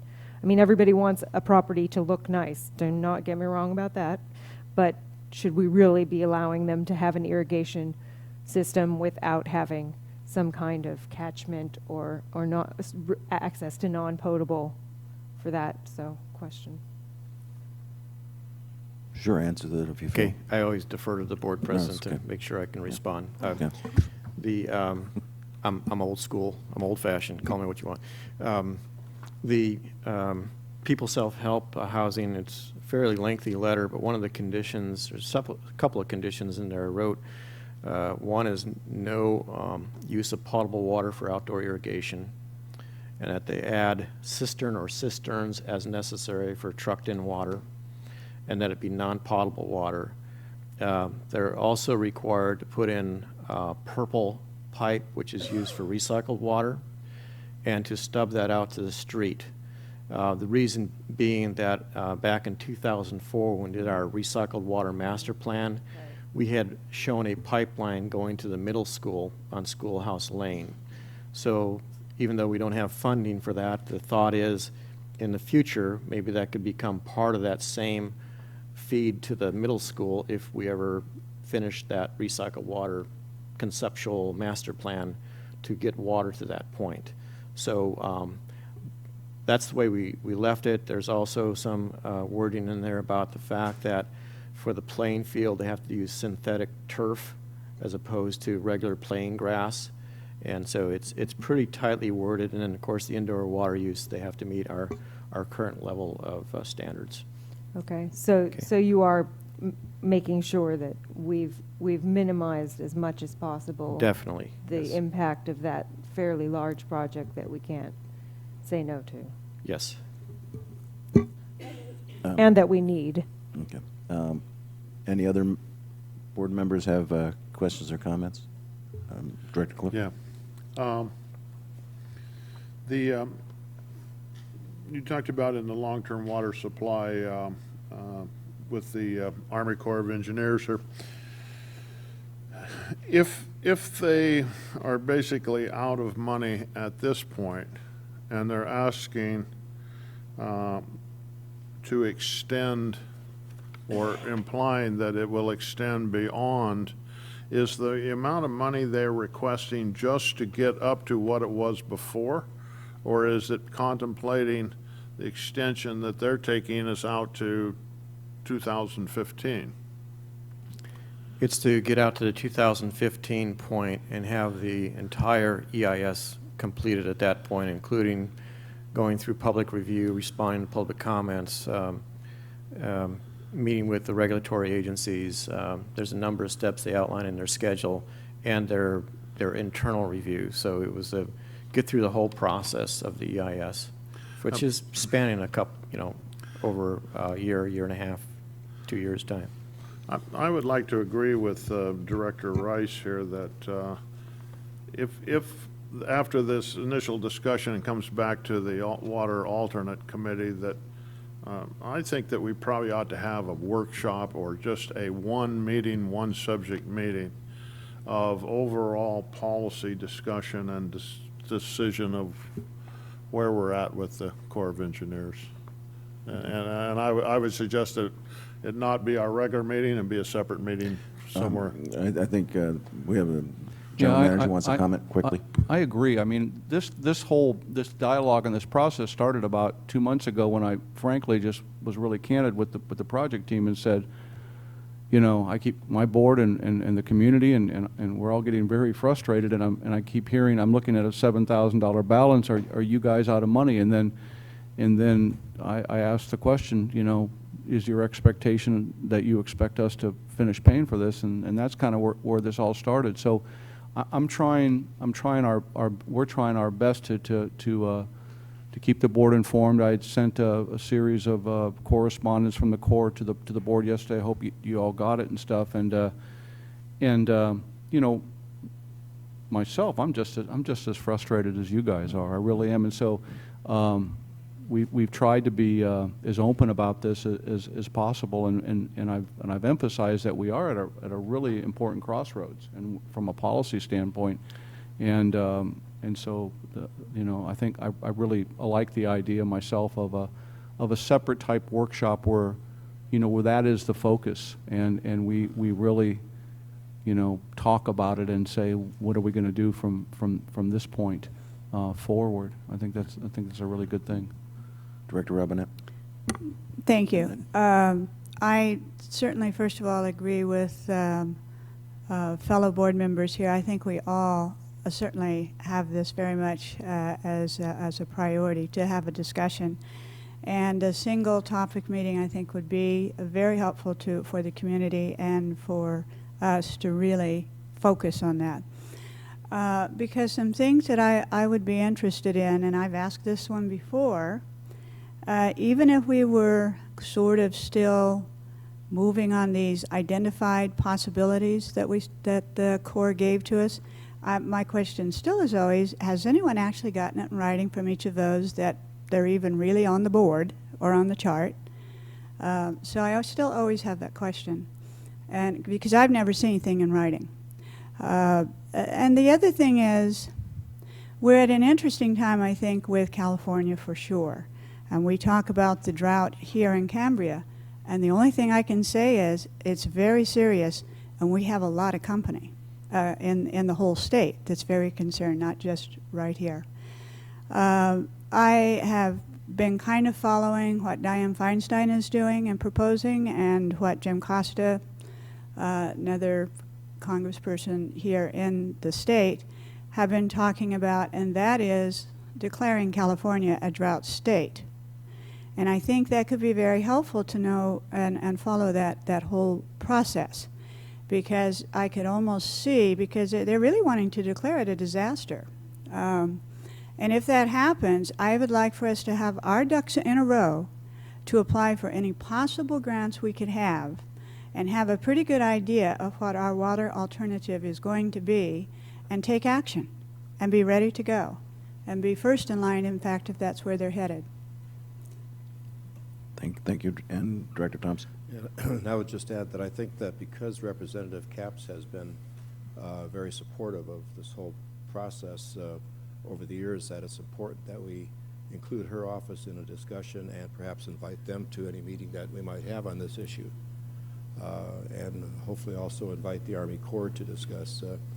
I would be curious to find out if we did say, okay, we're done, what documents, what could they give us based upon their work to date that we might then take out and sub out to someone who can do it a whole lot cheaper than the Army Corps, perhaps a lot more expeditiously. If I could just, one other thing on that too. I also really want to make sure that Congresswoman Capps is aware of what we're doing and how much we appreciate the fact that she has tried to do what she can, tried to hang on to this. It seems that the whole focus of the Army Corps is shifting completely away from what we had in mind in the first place. And certainly we want her involved, and because maybe she can still help if the federal government or is taking a different look at California and our drought condition, she would certainly be another great support, and I wouldn't want to lose that. Thank you. I'll have a member and committee report here coming up which talks a little bit about the Army Corps, so I don't want to load on that at the moment. But in general, as far as the manager's report, I would hope that it would be smaller in the future, certainly broken up between water and water alternatives and what activities you go on. I personally think that having a general manager that assisted moving books to the new community library is the kind of general manager I like to have. In the past, I think if you went back a number of years with the previous general manager, you wouldn't see that kind of activity, and he does it on his own time. It's not taking his time away from other things. As far as proposed goals, I hope that I'll talk a little bit about them, but I hope that next month we come up with some goals.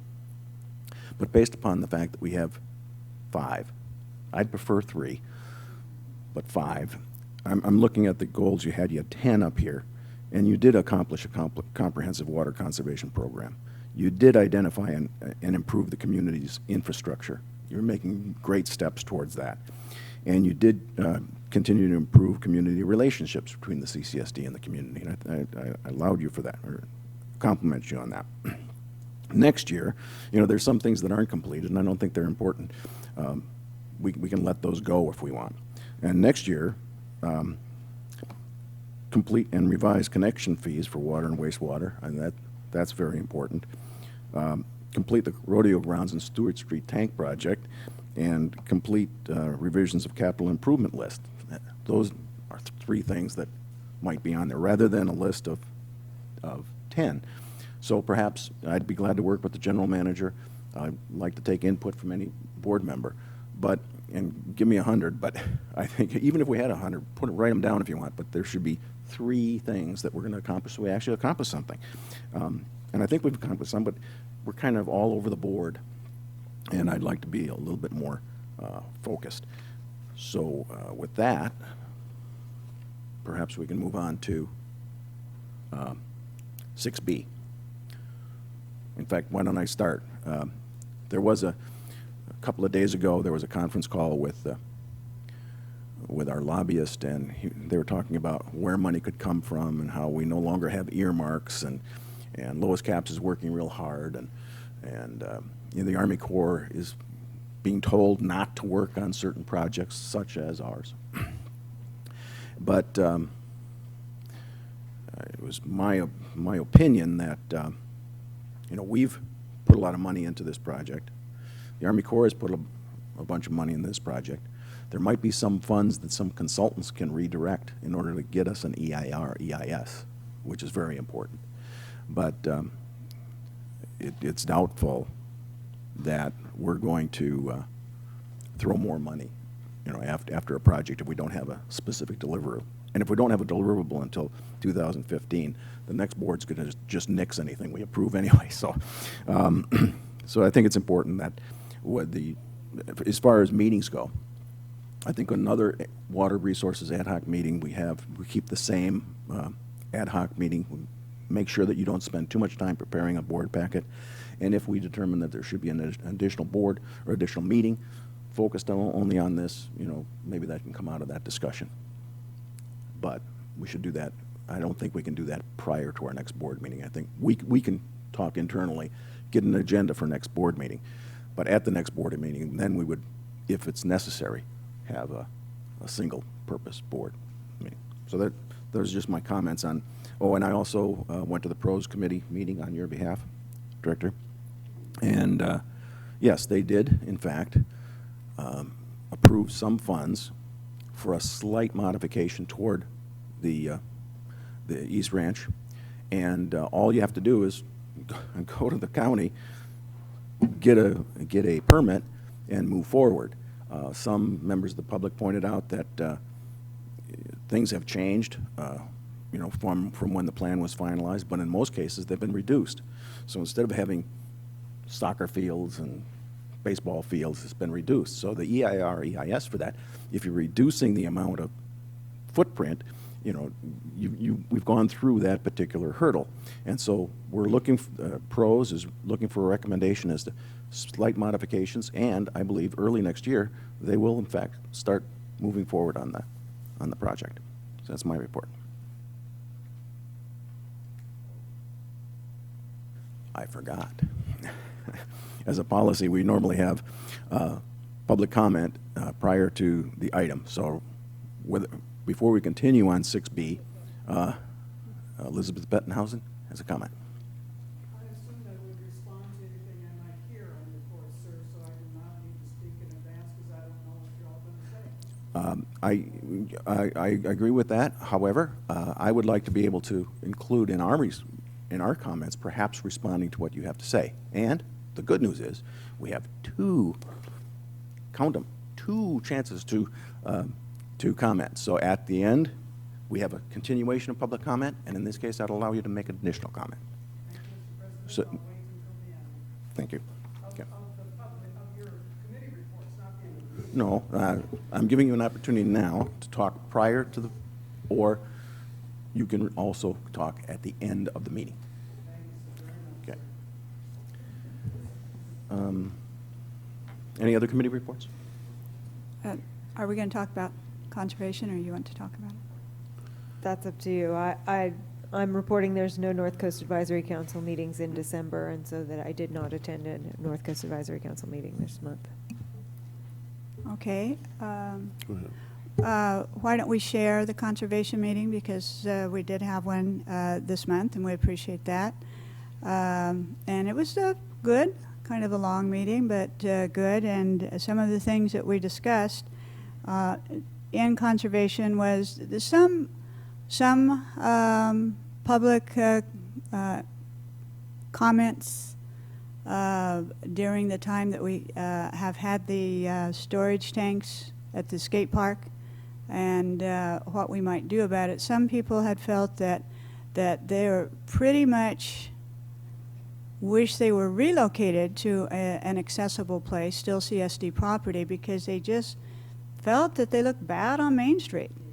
They do look bad on Main Street. And so we discussed that and brought it up, and hopefully those are going to move off. The one at the skate park is scheduled to be moved off when?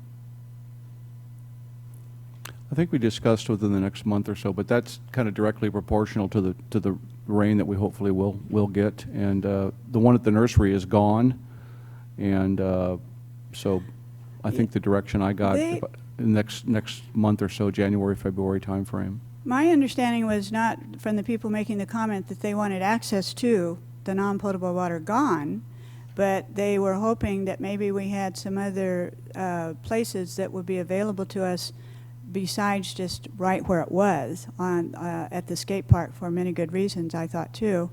They weren't suggesting get rid of the option to use the water. So that's where I'm kind of still hopeful that we'll look at that.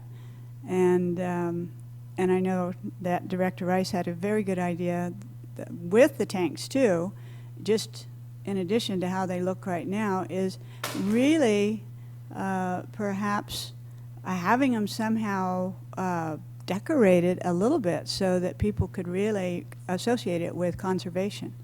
And it would be aesthetically so much more pleasing. And think of the artists that live in Cambria. I mean, what a nice community project that would be for them. I mean, it's not something you'd want me to try to paint, but anyway. And the only other thing that was pretty much the part that I'm going to report on. Oh, and I will say on the graph for the water too. We both kind of discussed that and what we wanted, and maybe we can work each month on how we make graphs. Actually, when we do have data collection, it is empirical data.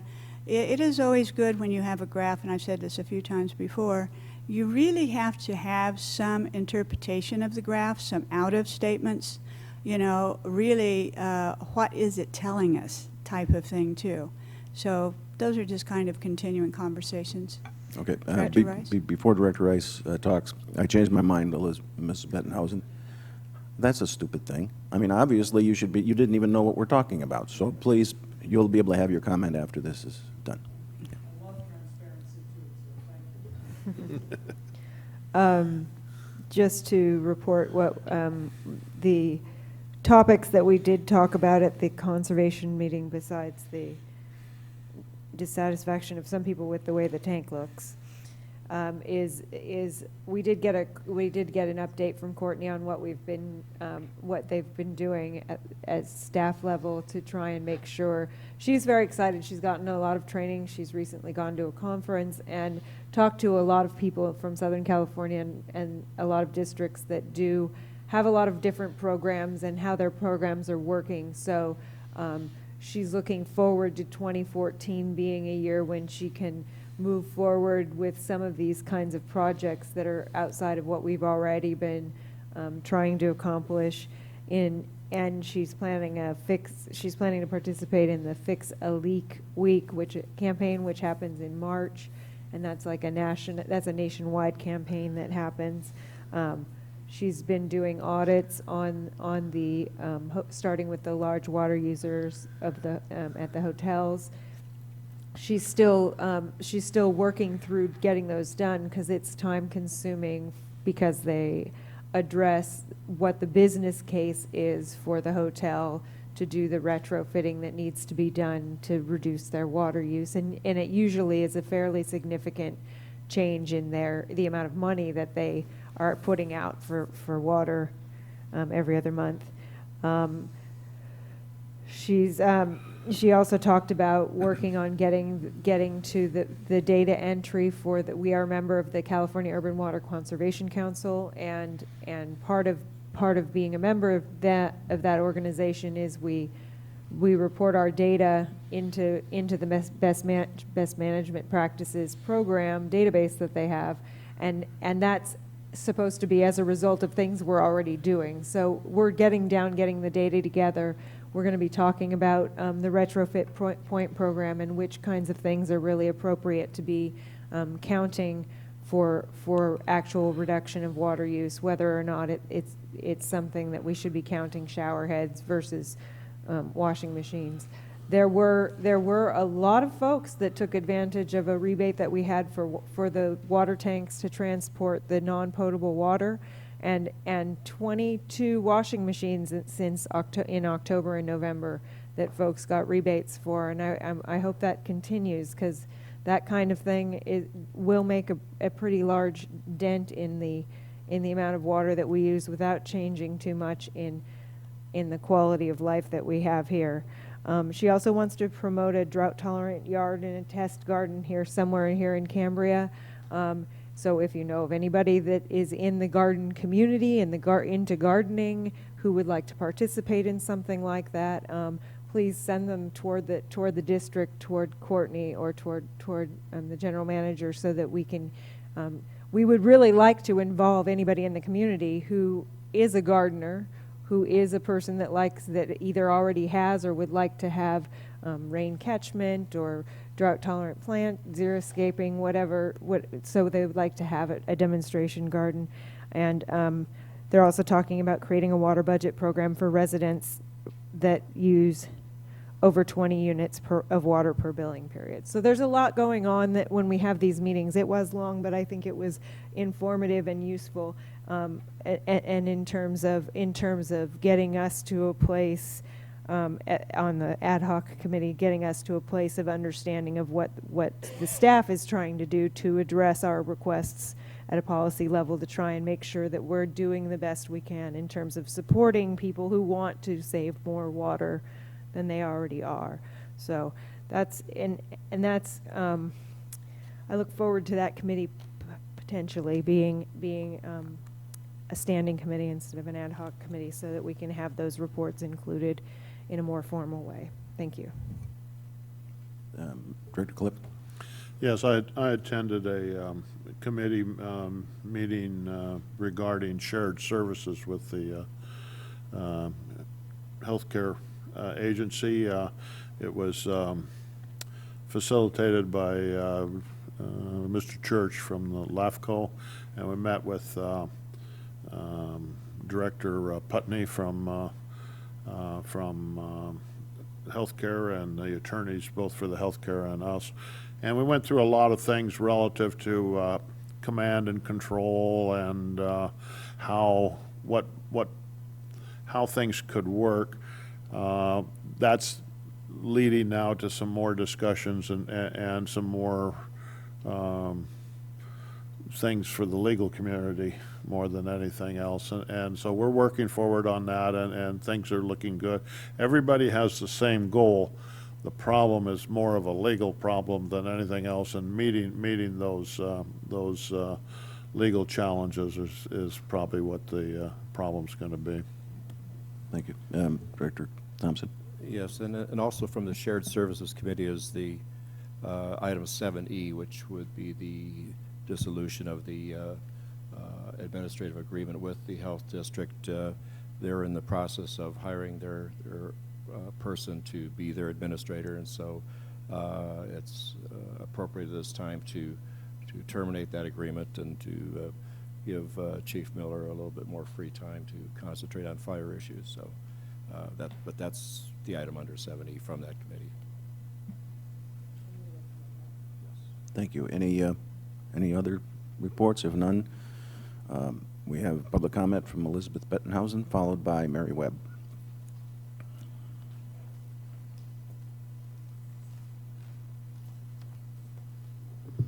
Thank you very much, Mr. President. I commend you for understanding me more than many of my colleagues in the past ever have. Thank you. I have two questions about the Conservation Committee, and I too devoutly hope that it will be turned into a standing committee so that I don't have to bring up some of these items all the time, because I will have participated in the public meetings with the agenda and minutes of the standing committee. But I have two questions. Does the Conservation Committee ad hoc in its current state ever discuss the data of use for all meter holders in Cambria and how it should be reported? Two, does the Conservation Committee ad hoc ever discuss what kind of rate question you might propose the whole board to consider? Do you recommend anything about the scope of tiered rates? Do you recommend anything about perhaps using rates rather than rebates as a way to address my ancient concern as a professor of ethics and theology, friends, the nature of human disposition? And I can't afford a Lexus that will now stop if I can't. Well, I don't drive, given my brain. But you keep focusing on ways to make this palatable for the affluent. Don't change the quality of life of those who are really enjoying little Cambria. Well, friends, it might be that you are not going to get serious conservation going here in a possibly long-term drought without looking at MONEY. And that is a big question that I urge this committee, ad hoc or standing, to address as a recommendation to the board in the near future. Thank you.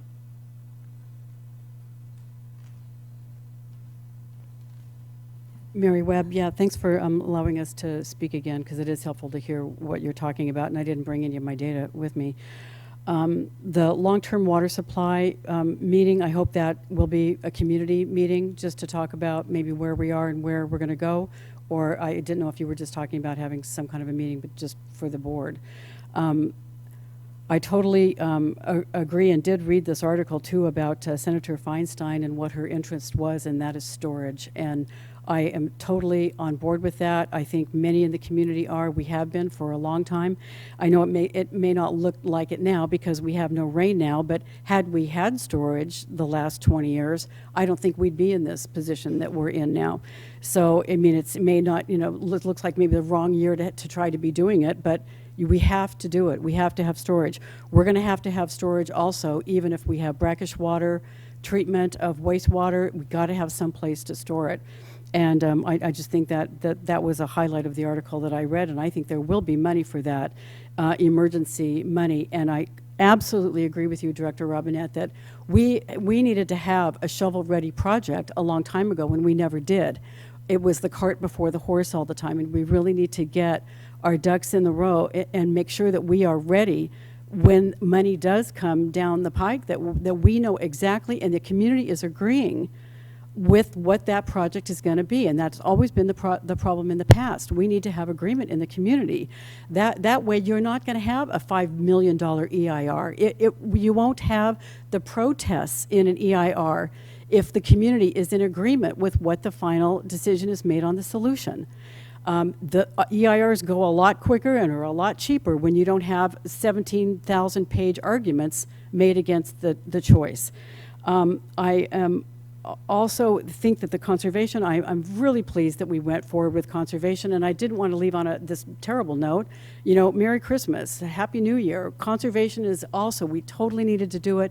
You've totally put your money behind that. I really think that was such a great way to go, and really, really appreciate we have a conservation officer. I can totally see that this is going to be really good savings in the future. I do want to see more reports on that, but I think that's going to be coming next year. And those were all recommendations in the Green Space report with the Fryer report too. Many of the things you've done this year were in the Fryer report, and so I really commend you for that. I think you did a really, really wonderful service to the community by doing a lot of the things that needed to be done that were not done before. The only other thing with conservation is if there is rebate money left over for washing machines and things like that, maybe we need to be looking at doing rebates for replacing the lawns and doing the drought tolerant landscaping. And work with the county in getting the county to forbid the lawns, the planting of lawns. That's been a recommendation by the Coastal Commission, by many different agencies for a long time, that we should just be outlawing lawns completely. And I know a new person in town just put in a lawn, not too long ago, last summer. We were doing another site visit for North Coast Advisory Council, and he was out there in the middle of the day. He goes, I'm out here every 2 hours because I want to make sure my lawn is going to work.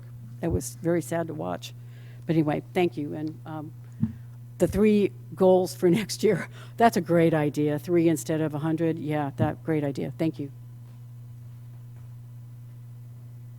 Tina Dickinson?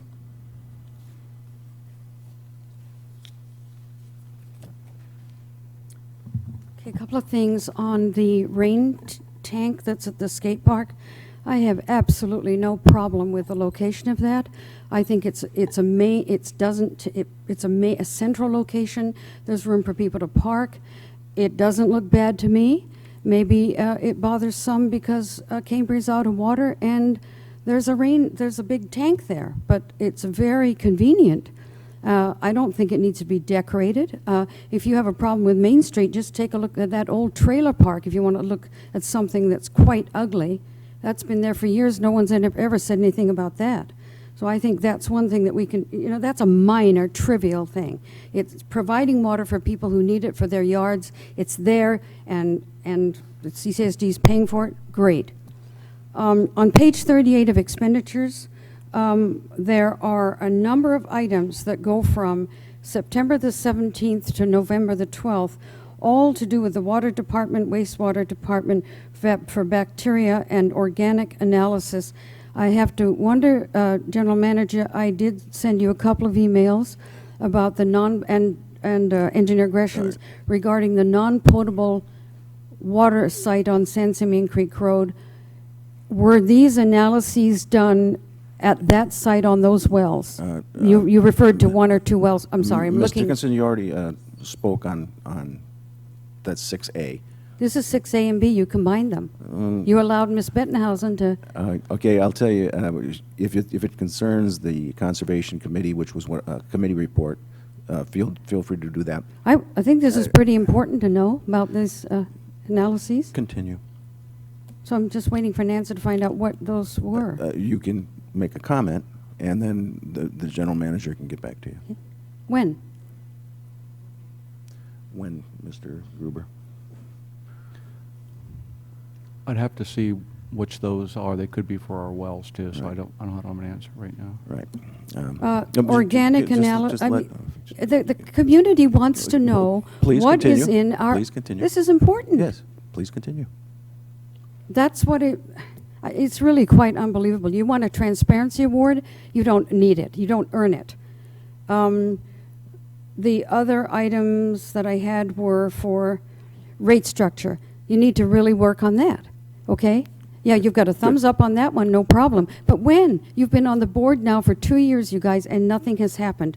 I would say revenue must be down because you're not getting the revenue in from the sale of water.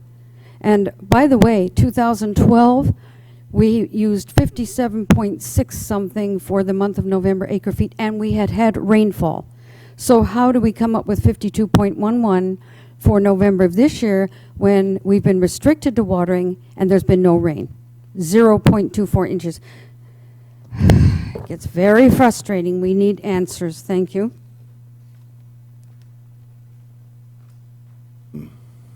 Now, I believe if there aren't any other comments, we're going to move to the consent agenda, and if I could get a motion for that. I would move approval of the consent agenda with item 7C pulled. Do I have a second? Second. Okay, first and second, and all in favor? Aye. Aye. Opposed? And we have 7C. I have a request to speak on 7C, and Ms. Bettenhausen, please, because I do want to understand, I want to hear your concerns so that we can address them when we talk. Thank you very much, Mr. President. I keep forgetting that I'm supposed to say my name, and I live here. My name is Elizabeth Bettenhausen, and I live on Plymouth Street with 4,322 cactus. Just thrown in for the edification of my perspective. I want to raise a question about 7C, well, several. My first question is, on page 52, the statement is made, the district clerk position will not be filled. Why? Is it strictly a financial decision not to fill that position? The second question is, when will the deputy district clerk / district secretary job description be available to us, and when will it be made public for applications to be submitted for that position? How will it be advertised? Then the next question is, on that same paragraph, what does it mean when it says, the exact amount of savings is contingent on that position to be hired, contingent on the deputy district clerk / district secretary to be hired, comma, qualifications and family size, as these factors affect the beginning salary and benefits. I would like to know the policy of this district on what factors you take into account when you determine initial salary. If somebody has 14 children, all of them marvelously foster kids adopted, does that up their salary? If they're single and haven't reproduced for the welfare of the climate, does that, who knows, what does family size mean there? Then I'd like to recall for you that on June 27, 2013, you did adopt a new policy as a board, giving the general manager very, very, very great powers for all hiring of staff, as well as for stipulating what the positions are. I realize that right now you have very little power with regard to this resolution, but I would hope that you would, as a board, want what is at the bottom of many of the back historical documents here, a list of all your resolutions that you passed with regard to staff, what positions there should be, and who has what authority in terms of appointing or not appointing them. Because those documents accidentally got put in an agenda. And I happen to have a nice historical list that I didn't create. It was right there, but it never came to you then, so far as I know. But if you get mailings from the staff, as you apparently did on Army Corps, a whole bunch of correspondence, when does that become public? Just like when does it become public what the history is here on staff positions? I really hope that you will pay attention to the need that the community, I can't make that kind of universal statement. I don't know what the community needs, I know what I need. I need a list of the current positions in CCSD staff, which ones are filled, by whom, and what the status is of the gray shaded ones. Will they just pop up for approval if the general manager wants it? It's very ambiguous, people, and I'm getting too old to tolerate too much ambiguity anymore. I like things straightforward, like the bones that I found on the beach the other day, but I won't tell you about them. Thank you. Thank you, Ms. Bettenhausen. And with that, General Manager, and in the future, I will try and have you introduce the item so that the comments might be covered in your introduction, but this is my first day. It's your first day on the job. And by the way, I started the clock on you.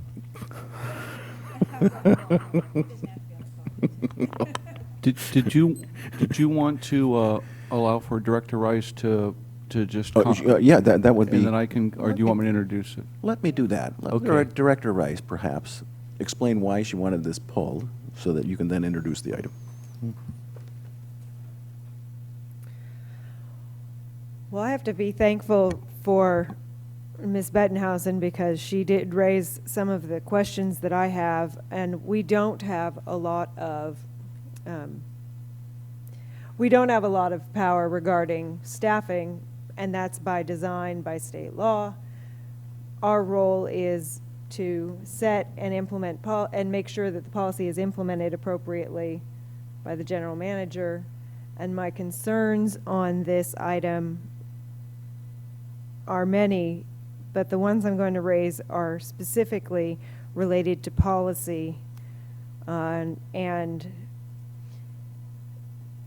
my concerns related to policy are found in the personnel policies, procedures, and rules, which is referenced in the currently active MOU. Okay, this is our policy. It is old. It needs to be updated, as one of our goals last year was to begin work on that, but we haven't. And I don't know whether the policy that we passed in July that Ms. Bettenhausen referenced negates some of this, so you'll have to let me know if that's the case. But it says a new position shall not be created and filled until the classification plan has been amended and to provide therefore, and an appropriate employment list is established for such position. I have a couple of problems with the fact that there's no job description for this position, even though it seems to be taking on a lot of the responsibilities of district clerk, but not all of them. I'm concerned for making sure that our general manager has the staff to be able to implement the policies that we want to see happen, and does reducing this, the job responsibilities of this, does that increase the job responsibilities somewhere else? I would imagine that it would have to, because those things wouldn't go, those things that need to get done wouldn't necessarily go away. It doesn't refer to I'm very disappointed that there's no even a range of what it might cost the district. I mean, families could be up to 14 kids, but that still gives us a range of what it might be. And there are, the Bureau of Labor Statistics does provide for an average. You can even do average local and state employees. Gives you a percentage that is wages and salaries, and a percentage that is the benefits. That when you give compensation, you can tell it's about 65%, 35%, depending on what industry you're in. But for local state government, it's the 65-35. So we should be able to have that. There's no reference to the fact that there is no longevity pay for employees hired after October 2012, or whether there's a different tier for retirement, which I believe this board did pass as a policy. And on the currently vacant positions, do we ever eliminate them? Do we have a policy on that, or they just stay open? And the last, there's just two things that I want to read out of here,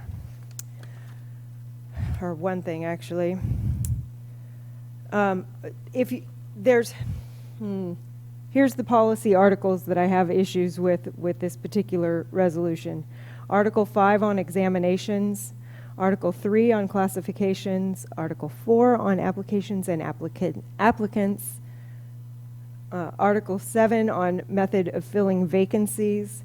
And specifically, I'd just like to read these policies because I think it's important to look at. This is 10.2, promotion. It shall be the policy of the district to fill job vacancies by promotion from within the organization to the greatest degree feasible. The manager may promote an employee without normal announcement or examination procedures under the following circumstances. A previously authorized position becomes vacant. A previously authorized position becomes vacant.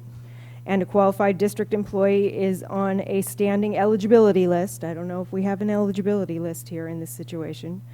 Or if a previously authorized position in the district becomes vacant and a qualified employee is not on an eligibility list but has above standard performance record, the manager may make direct promotion. This still allows for a lot of leeway for the general manager to put the right person into the position, regardless of a lot of other things in these policies. In Article 7, method of filling vacancies, it refers to a change of a temporary or a volunteer position, and here's why I bring this one up. We've had temps at the district for a while, and I don't know if somebody's going to be put into this position who's currently working for the district, and the reason I think that it might be somebody like that would be the request that the pay is retroactive. If we don't know who's going to be in the position, why is the pay increase or change retroactive to July 1st of 2013? So if we do know who's going to be in the position, then we should be able to get a better idea of what the fiscal impact might be. The last thing I'd like to read, and this is something that I believe Mary raised. This is 4.5 in the policies manual. Application restrictions. An applicant will not be considered for any non-elected position if the applicant is a member of the immediate family or a member of the board, or if the applicant has a member of his or her immediate family already employed with the district.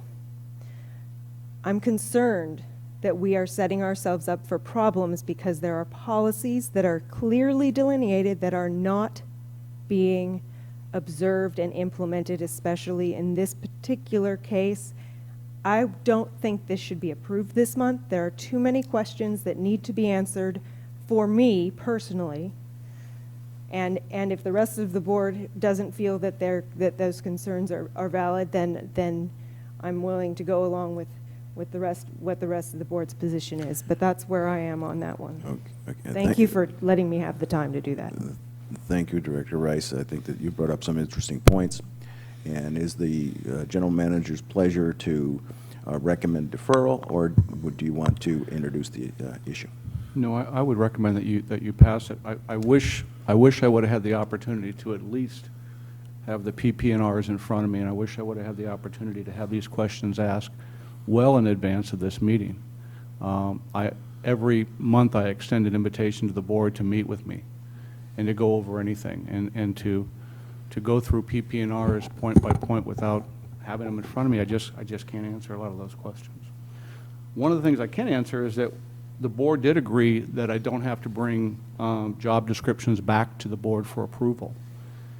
and that was based on the confidence that you have in me to hire qualified employees for the district. So we brought this forward, and it's been my experience as I look at positions within the organization, especially this position as a clerk, and I really want to focus on the position and not any one individual, is that we're a small district, and I looked at it as an opportunity to really save the district some money. Ultimately, whoever we hire may or may not have the opportunity to become a clerk. For an example, when I was city manager in Atherton, that was an incorporated city, and for many years we had a deputy city clerk because we felt that the position did not warrant a city clerk, and ultimately we created that position to be a city clerk, and so I'm just downgrading the position at this time. So we took the existing job description of the district clerk that I thought was very poorly written, just like a lot of our job descriptions are very poorly written, and it's just a historical thing. They've been passed on and they've been, written, and so what we did is we took this opportunity as the district clerk was transitioning out to really include a very comprehensive and meaningful job description, and that's available, and it's a public record, and anybody can have a copy of that. I just want to go over some of the other things. The 14-kid thing, I apologize for not having a breakdown on that. What it is if you're a single person, medical benefits for a new hire are considerably less than if you have family members. And I don't have those figures right in front of me. So there's really three categories. There's single, there's married, and then there's married with dependents, and the dependent is the most expensive one. Let me see. A new hire who was previously not a PERS employee, for an example, if you didn't work for a public agency before, the retirement formula would be 2 at 62, and that was legislatively by Jerry Brown. That's 2% at 62. For every year you work, you get 2%. If you're a previous employee for PERS, you would be 3 at 60, which is our retirement program. No, you wouldn't. You would be what our new MOU negotiates. So it's pretty straightforward.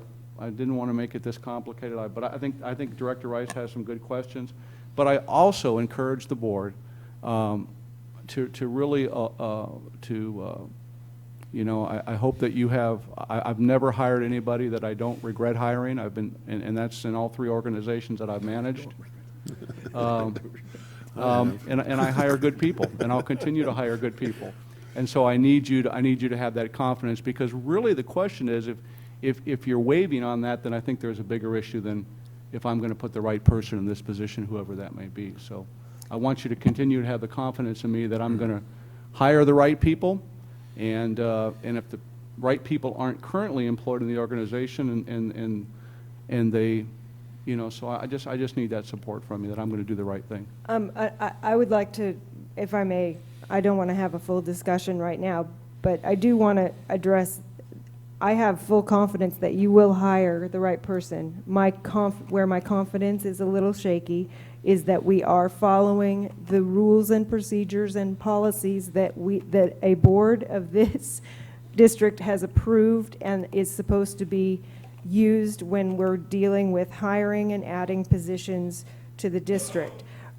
There's a current employee that has been getting training for district clerk, and if that training isn't going to be used for the district clerk position, that might be another policy issue. If we're not doing if we're doing training and spending money on training for an employee that is in a position, because there is a specific position that we can hire somebody and put somebody who's not necessarily qualified for a position. The board can approve a position that's like essentially a learning position, a work experience position, that then you can have the person go through training, and it's a valid thing, and it's part of the policies to be able to have something like that. And I fully support having qualified people. I fully support employee training, and I just am concerned. I'm concerned not about your ability to pick people. That is not what, because it's not about people. It's about the policies, because staffing is your job. Policies and making sure that our policies are being properly implemented by you is our job. So I'm trying to stay within that, and that's where my concern and my lack of confidence, not in your ability to pick somebody for the job. That's not where my confidence is flagging. And President Berenger, if I could, I really appreciate Director Rice's comments. You know, we were at a very difficult crossroads during this time, and I remember when I got the phone call, you know, Kathy's shoes were really big to fill. I mean, you know, what do you do? I mean, I always say you could find another general manager or a district engineer, but when your clerk leaves, you know, that's where the rubber hits the road. And when I knew that she was going to be out for a while, that was pretty difficult for us because we knew what an important role she played in this organization. And so that's where the training, and I can appreciate what Director Rice is saying about, you know, why are we spending money on training somebody? It was only necessitated out of an immediate need and making sure that we met the needs of the district and created agenda packages in a timely manner. So, you know, I can appreciate what you're saying. Thank you. I've got a comment, a question, and a suggestion.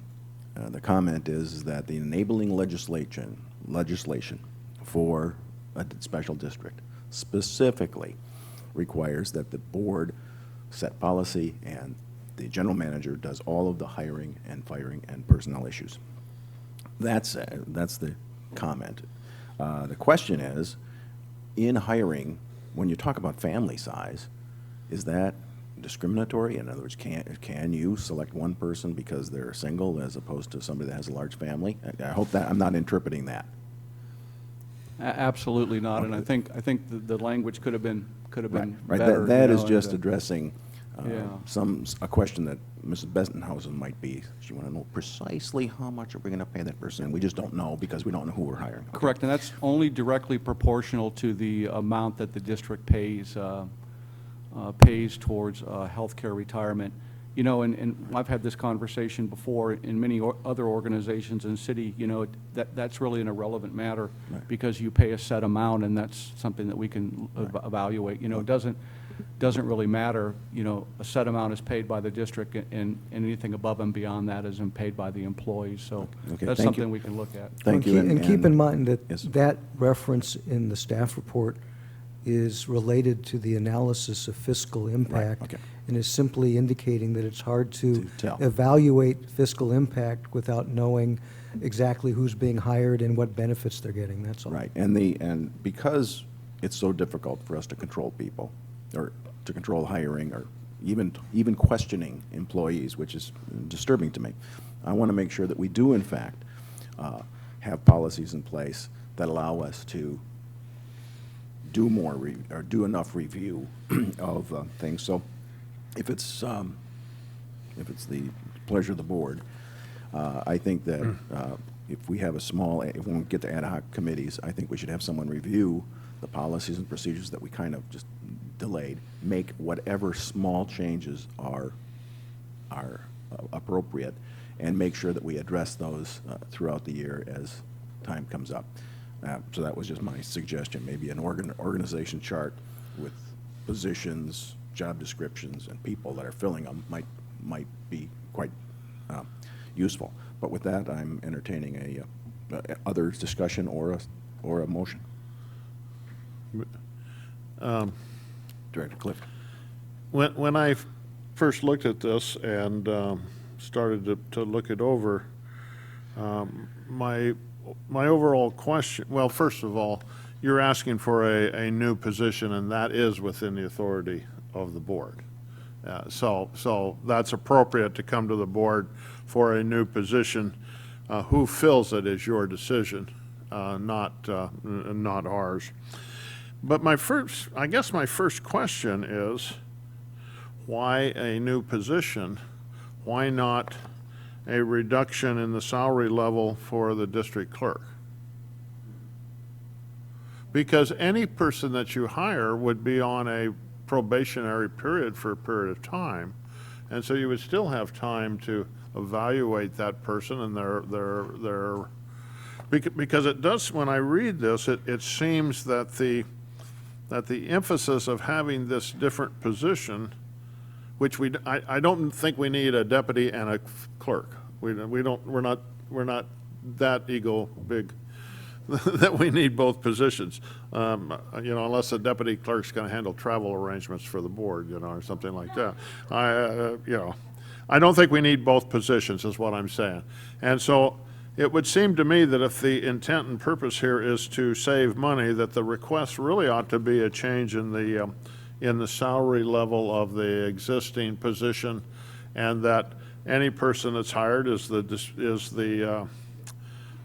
discretion of the manager under the procedures that we have for hiring, and that I would rather see this just come back not as a new position, but as a difference in the salary level of the district clerk position. Thank you. General Manager, in the event we were to in other words, you would still have the authority to be able to fill the clerk's position as it is. It's written that way. And if you wanted to change its salary level, maybe you bring that back to us. It's a thought. We have an opportunity to table this until next month, or I'd entertain a motion to do anything. I just have a comment. Let me ask counsel if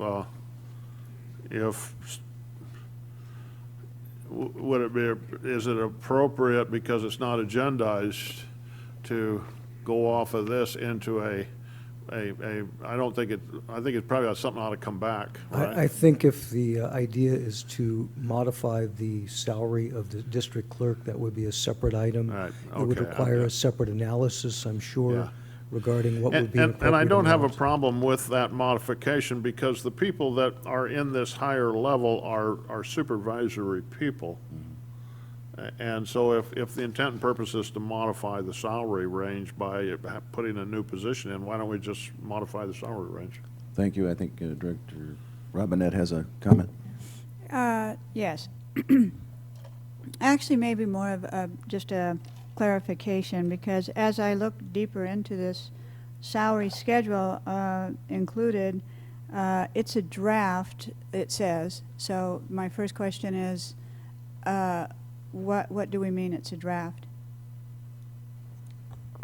It identifies the deputy district clerk position on there, and until the board takes action and approve it, it's technically a draft.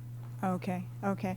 So then, what we're looking at is, from the conversation with the board, is if there's going to be the position is going to be downgraded, so to speak, because it was, and it was interesting actually, the district clerk and the administrative services officer actually were at the same level. And so deputy clerk and district secretary, that's okay. Was the need perhaps to create a new position a way then to actually downgrade that and just eliminate the term district clerk? Was that the thinking behind it?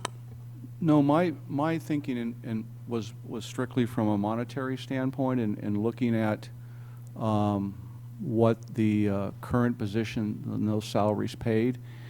If you look at the trend since I've been general manager, let's take the utilities manager for example. That position pays lower than it previously did. The facilities and resources manager pays lower than, and it's just a direction, as we evaluate positions and look at them, and as other people retire, we should probably look at those positions too and see if they're compensated appropriately based on other agencies. The position of a clerk, whether it be for a special district or a city, usually is a pretty broad responsibility, and it is for this district too. But my intentions were just to try to save the district some money and bring back a deputy. But I'm okay with Director Cliff's suggestion about reevaluating the salary range. The only concern I may have with that is that we would probably do a salary survey, and those results could come back every bit as where they are now, and possibly higher. I mean, what we would have to compare them to other cities and things like that. And then, so it's whatever the board's pleasure is. It doesn't- Just one So comment if- too, if- just for clarification, and that is that unlike city clerks, which are statutory and have a lot of requirements and obligations under the law, there isn't anything in the statutes governing community service districts that calls out having to have a district clerk. There's a couple of references to the secretary to the board. In a lot of agencies, that is also the general manager. So largely, it's a clerical position that we're talking about in terms of preparing agendas and so on, or within the discretion of the general manager in terms of structuring the organization with regard to how certain things are handled and who's responsible, such as records and so on. But there's nothing in the statutes governing community service districts that even references district clerks. Well, so then I guess I'm still just back to this. If the intent was not to really change the duties, but to change the title, and yet you're right, in the past few years, there have been a lot of positions that have been lowered. The economy, the impact on the economy, and being more in line with that. So I guess it still is, does this lowering of the money saving aspect of this, does it require you then to have the new title, or could you have left it as district clerk? Well, I guess it's like anything else.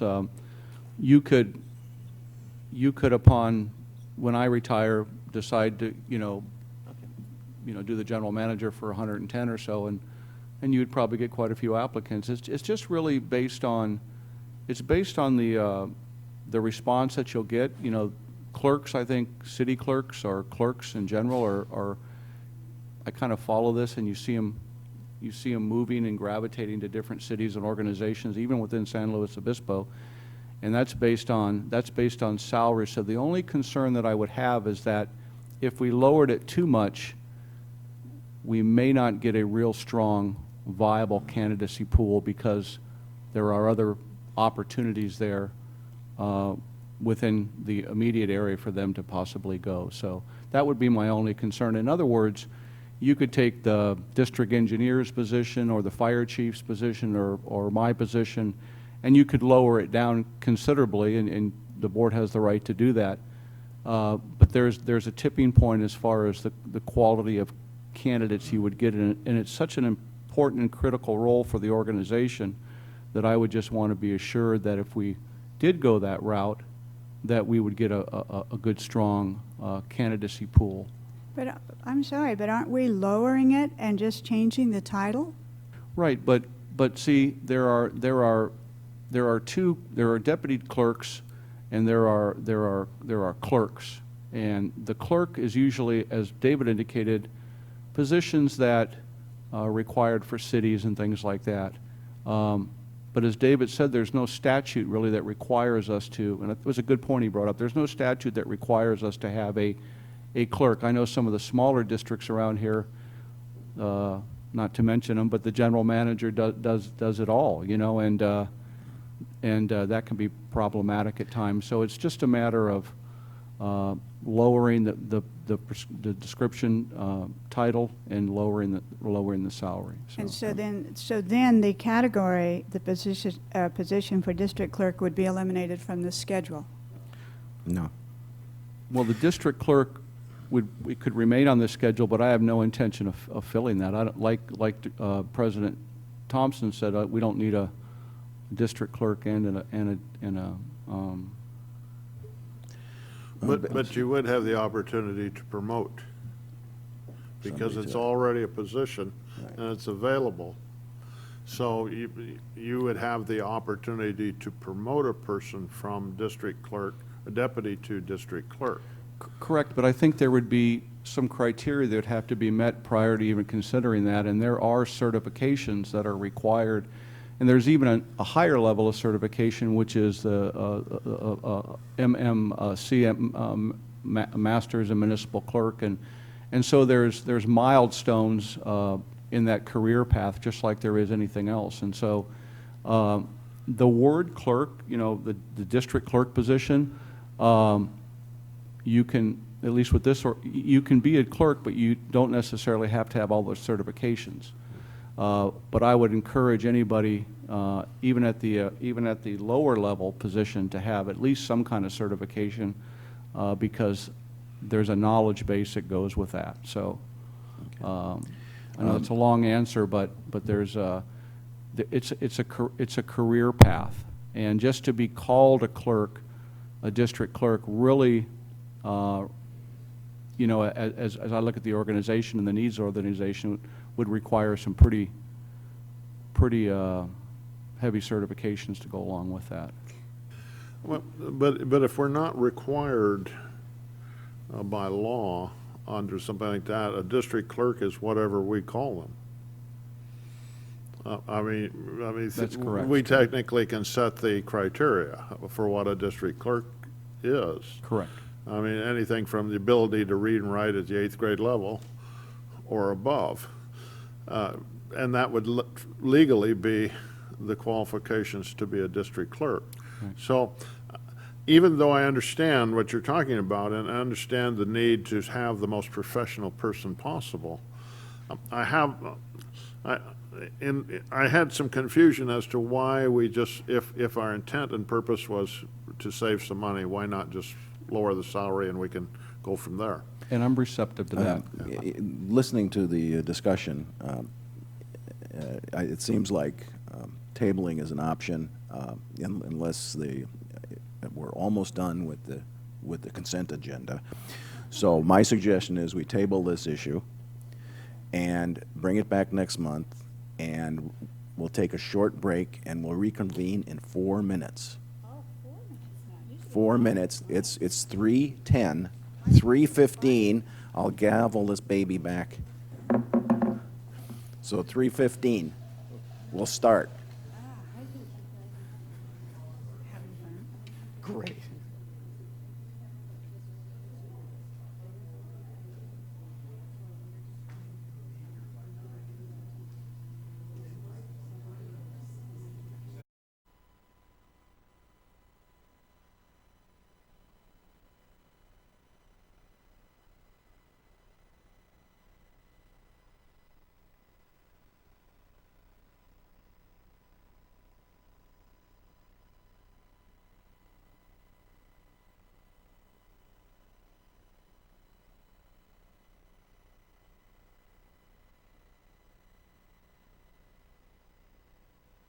And the next item is hearings and appeals.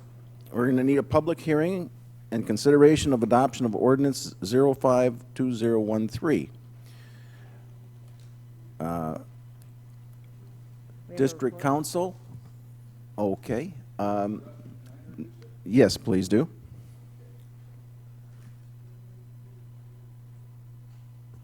This is item 8A, correct, President?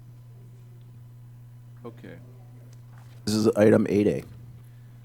Okay, this is And we have a a public quorum. hearing in consideration of adopting ordinance 052013, amending chapter 6004 of the Cambria Community Services District Municipal Code, and adopting and amending the 2013 edition of the California Fire Code and the 2012 edition of the International Wildland Urban Interface Code.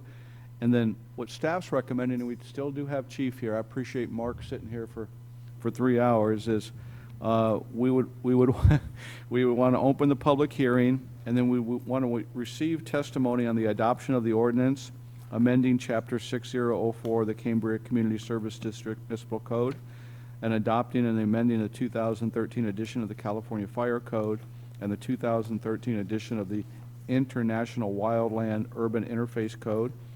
Then you would close the public hearing. You would waive further reading, read by title only, and adopt the ordinance. And then direct that the ordinance and all appropriate and required documentation be submitted to the County of San Luis Obispo for ratification by the Board of Supervisors as required by the California Health and Safety Code. So Thank that's you. the process. Thank you, Mr. Gruber. I'd like to open a public hearing regarding item 9A or 8A. Do I have any public testimony? Seeing none, I'm going to close the public hearing. I'm going to waive further reading and read by title only and adopt or, well, no. I need somebody else to do that. I move that we waive further reading, read by title only. Do I have to do separate motions? It's appropriate to have separate motions. You don't Okay. have to, but we should read the title too, so. Okay. And just for convenience, I'll do that. Is that one motion, the waive further reading and read by title only is one Yes. motion? Okay. So I move that we waive further reading and read by title only ordinance 052013. And read it. And read it, if you would. The Director. title being public hearing, No, sorry. The it's- title being ordinance 5-2013, amending chapter 6.04 of the Cambria Community Services District Municipal Code and adopting and amending the 2013 edition of the California Fire Code and the 2013 edition of the International Wildland Urban Interface Code. Second. So it's been moved and seconded. District Clerk, would you take the roll on this one, please? Director Rice? Yes. Director Cliff? Yes. Director Thompson? Aye. Vice President Robinette? Yes. President Behringer? Yes. Thank you. I move that we adopt ordinance 05-2013. Second. Any discussion? Seeing none, could you call the roll on that? Director Rice? Yes? Director Cliff? Yes. Director Thompson? Aye. Vice President Robinette? Yes. President Behringer? Aye. Thank you. I'd like to thank the fire chief for doing a really good job putting this together. Thank you for the time and energy you put into this. And district council. Thank you, district council also. Okay, with that completed, we have regular business. Item 9A, I have a slip for comment from Elizabeth Bettenhausen. Is there, discuss and consider existing and proposed ad hoc and standing committees. No presentation, but I can go over it. Yeah, why don't we hear what the general manager has in mind? It's not a Okay. presentation, but yeah, let's hear. This item is discussing and considering existing and proposed ad hoc and standing committees. What I did is, just let me go over these really quick if you don't mind. So the first one that I have is the Budget Committee, and what I added to this, and this is just kind of, I just need some guidance on this, so these are just some ideas, and you know, if you see anyone that you want to make standing or anything like that, I'm open for it. On the 2014-2015 budget, I also incorporated the rate study into that as an ad hoc. And just make notes as I go through these, and if you want to change them, feel free to. The Water Alternatives Ad Hoc Committee, some of these the suggestions were taken from last month by the board, and there was a suggestion by Director Robinette, and I thought it was a really good suggestion that that committee involves stakeholders within the community. I just made a comment here that we may want to wait till, and this is, I'm going to get some chuckles out of the audience on this one, till the EIS process is completed, because a Water Alternatives Ad Hoc Committee is really focusing on the Army Corps' 4 choices right now, but, so that was just a thought on that. The Conservation Committee, you know, met with the Conservation Committee, Ad Hoc Committee, and I think it is a good idea to make it a standing committee, so I know that right here that I said staff recommends that the committee remain an ad hoc committee, and I think there's some real benefits to making it a standing committee. The shared services, that can kind of stay the way it is. That process is moving forward. The infrastructure, the Utilities Infrastructure Committee changed from ad hoc to standing committee. I believe because we have so many important infrastructure-related issues, that we make that a standing committee, and that would include, and I didn't include everything, but by making it a standing committee, you can include pretty much anything as it relates to infrastructure. For an example, it would be SCADA, not the old SCADA, the new SCADA, rodeo grounds and Stewart Street tank. You could expand the areas of discussion to include the entire infrastructure. This would include, but not be limited to, the replacement of the Fiscalini Reservoir, upgrades to the wastewater treatment plant from secondary treatment to advanced wastewater treatment to include tertiary treatment Title 22 and denitrification, review and discuss the wastewater collection system audit, that's the document that I distributed, discuss remaining 80% of the cleaning and video of the collection system, discuss our distribution system, our wells, San Simeon SR4, and the meter replacement. So you see that that's probably one of the most important committees. Although they're all important, this is probably one of the most important committees that I think that we need to have put to a standing committee. And then review matters relating to personnel projects, personnel policies and rules update, and municipal code. Left that as an ad hoc. Bylaws, this is something that I added, and I just need some feedback on the board from this. Director Rice has asked that we look into the bylaws and modify them. I didn't necessarily know we could do that at a board meeting, and it's just a suggestion to maybe have a bylaws ad hoc committee for short standing and duration to look at those and bring some changes, because she has some really good thoughts that she's got from special district classes and things like that. And the Enterprise Resource Program Committee. Now this is, I could call it the IT committee, but the buzzword now for financial software is called ERP. Yeah, ERP, or ERP, which evaluate and recommend update software relating to finance, payroll, and human resources. Evaluate and recommend update software for a geographical information system. That's our GIS, that's our parcel management. And read software. Our read software is the software that when we go out and read the meters, that's what communicates to our billing software, is compatible with AMR and Badger readings. That can be, if the board wants to make that a standing and including community members. So this is just kind of my thoughts, and I'm just looking for some direction from the board on what you do want to make standing and what you don't want to make standing. Thank you for that, Ms. Bettenhausen.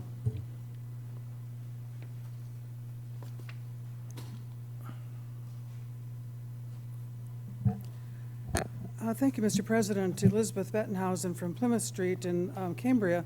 And I hope that you, as you deliberate on this, you keep in mind your policy as set in your bylaws, which distinguishes between an ad hoc committee and a standing committee. An ad hoc committee must have a very clearly specified task and a scheme as to how long it might take and how you recognize when the task has been obtained, and then you diffuse the ad hoc committee.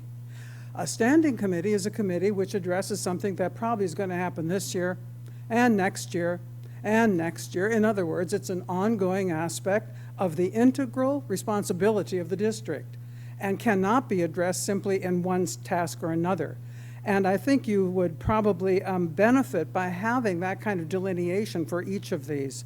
Rather than, it's certainly a commendable introduction by the general manager, but I think it's only a starting point because you've got some bylaws issues that you have to deal with in this.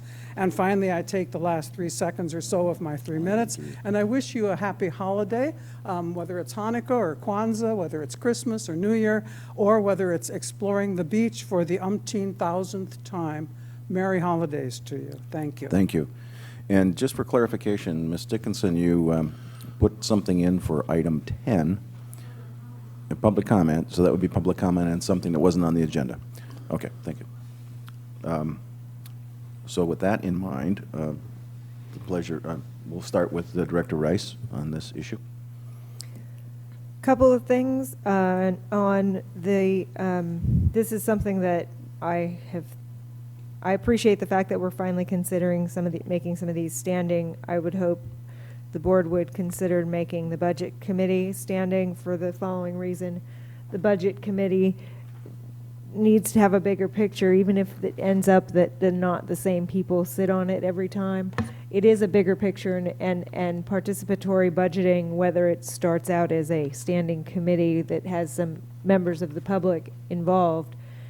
I just remember 2007, there were a lot of people that, when that rate increase proposal came out in 2007, that went and educated themselves about the way the district works and the district's finances, and I think that in terms of budgeting, it's not a bad idea to maybe have that, because we're looking at not setting the budget, but making sure that the policies that are followed when the budget is put together are in line with what the board wants to have happen. I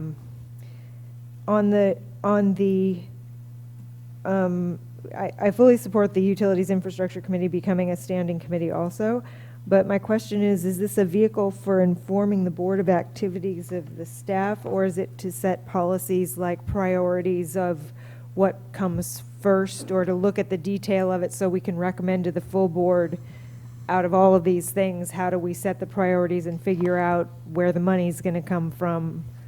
So is it just to inform the board, or is it to help you set the priorities and so to recommend priorities to the? That's a very good question. There's a lot of need and limited resources, so I should have added that in there, but that's really is prioritizing and discussing how we're going to pay for it. What's the most appropriate and fiscally responsible way to fund some of these immediate needs? So that's, I think, prioritizing them and how we're going to pay for it is although that could be a part of the budget committee, but I see them working in unison together and working cooperatively together. Are all of these projects essentially we have to do all of these projects, or is it partially trying to make sure that what the projects that we're doing are? That's a good question. If I had a list of what we have to do, and if you've been over to the rodeo grounds, we definitely need to do that. Stewart Street tank we've talked a long time about improving, where'd Chief go? Oh, fire flow capabilities by sticking another tank up there, so I think that's a have to do. The Fiscalini tank is. Well, I don't need the delineation right now, because that's what the committee is supposed to be these for, are. I think these are really high priorities. Have to do, not kind of boy, I wish we could do them. The only one that I would be a little bit, hesitant on, and I think that we have a 10-year window to do this, is slowly upgrading the wastewater plant to Title 22. I don't think that State Water Resources Control Board is going to march in here tomorrow, but I think I just see a trend in California coming where they're requiring wastewater treatment plants, Morro Bay, Pismo, San Simeon, to get away from secondary treatment and to go to tertiary treatment. So I see them mandating that at some point within a 10-year period. The other ones, including the lift stations, are immediate needs. So immediate needs. Any other directors' comments, or? Yeah. Yes, Director Cliff? I think, first of all, we need to understand that the difference between an ad hoc and a standing committee is whether the public has open access to the meeting. It's not necessarily change the meeting in any shape, except that you just have open access. That doesn't mean you're adding public to the committee, but you're giving committee access to the public meeting. So I don't have a problem with any of them being standing or ad hoc. Depends on but I do think that if we talk about here the review and just rate discussions and things, that overlaps 2 or 3 committees, and I think it should be in the conservation committee as well, because rates are one of the methods of conservation, demand management, and so that's that. And otherwise, I don't have a particular problem one way or another. I know it's more staff time and things like that, but the only thing I might say is that one of the Water Alternative Committee, until you get some word back from the Army Corps of Engineers and we have some kind of a workshop, it might be cumbersome until we get that point. But if we make any kind of a decision that isn't continuing our relationship with the Army Corps of Engineers, then we need that to be a wide open committee very quickly. If you're complete, then Director Robinette and then Director Thompson. Okay, thank you. This is my comment, and it is, and I have given a lot of thought to this for some time, and I know that I've made it kind of clear here from time to time. The committees that are listed here are fine, and we may have overlooked one, or we may decide one's becoming not so necessary, and that's still part of a discussion. The committee, or whether it's standing, ad hoc, but I think it does need to have some of the, it needs stakeholder participation for sure. It's not really a committee here right now, or an ad hoc, whatever you want to call it. And I don't know what we would call it. I know what I would call it. I would call it the Water Action Committee now. It is my #1 focus. We have been in this business of rolling around with water for 30 years. We have had opportunities to have water. We could have had the California aqueduct, and we could have had a coastal hookup. We have had other things where we were right on the edge in our district, with people working so hard on other past boards, other past CSD staff. And then, for whatever reason, it's gone awry. I don't know about the Army Corps. We're not talking about that right now.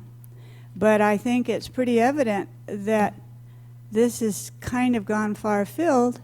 And I did mention earlier that I'm really interested in what Dianne Feinstein's starting to promote, and California. And we want to have, I mean it, our ducks in a row.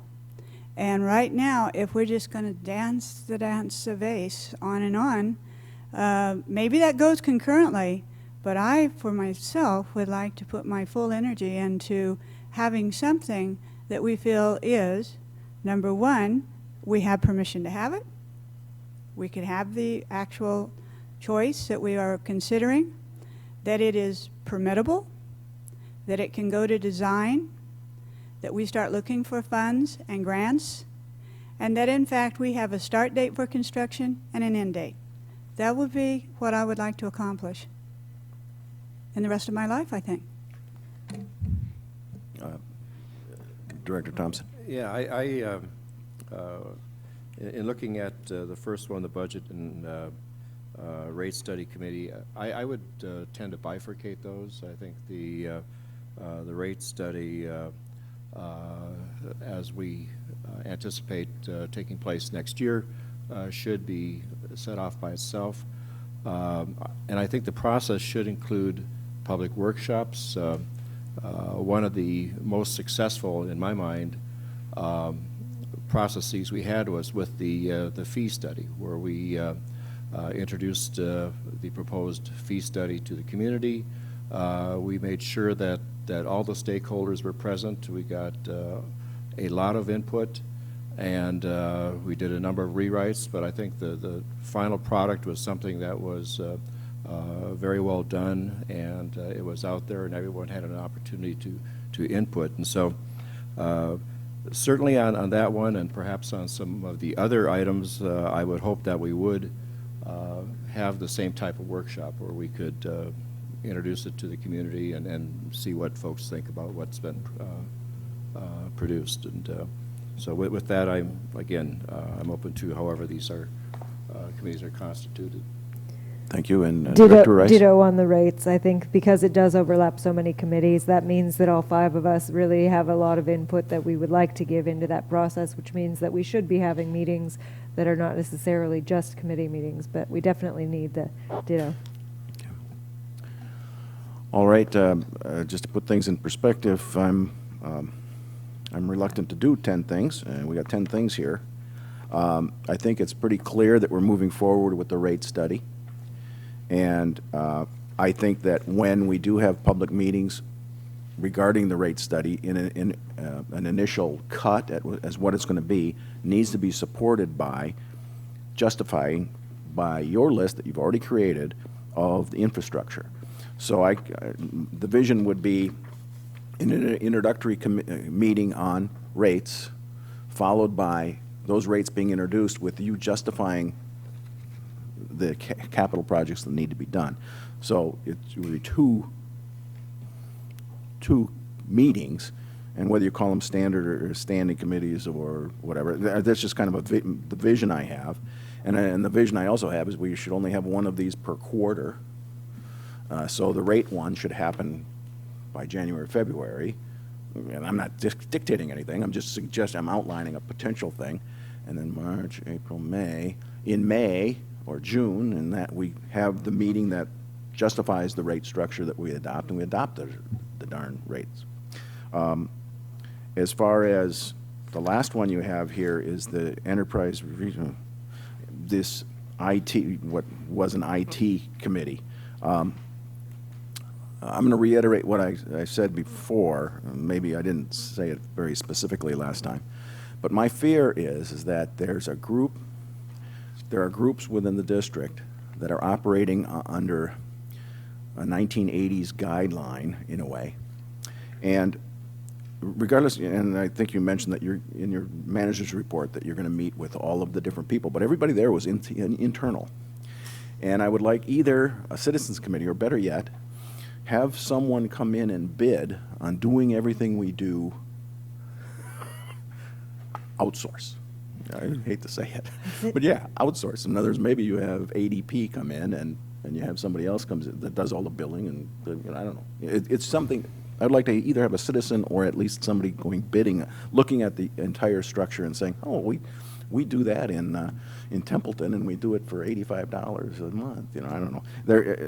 So maybe you can look at that, maybe come back with some kind of a suggestion. But I'd take that off of an ad hoc committee even for now, unless there's some board members that want to. I would just like to briefly say this. Anybody who thinks that they can get a software program like that for anything affordable should go and look up the 21st Century Project at the state of California, where they've been trying to fit everything together into one project, and they're up to over $1 billion in 10 years, and it was supposed to be done in 3. And I mean, I just was watching a hearing yesterday. I'm just saying. I agree with that 100%. Let's make sure we don't go down that road. But if there's a service that already does these things for us, we don't have to buy a $300,000 software project. And I know you can buy that. You can get this for $300,000, but maybe somebody can do it for $2,000 a month. I'm just thinking outside the box in that one. So we'll talk. Maybe we can talk about that next time. Bylaws subcommittee. I will volunteer to work with somebody if they volunteer.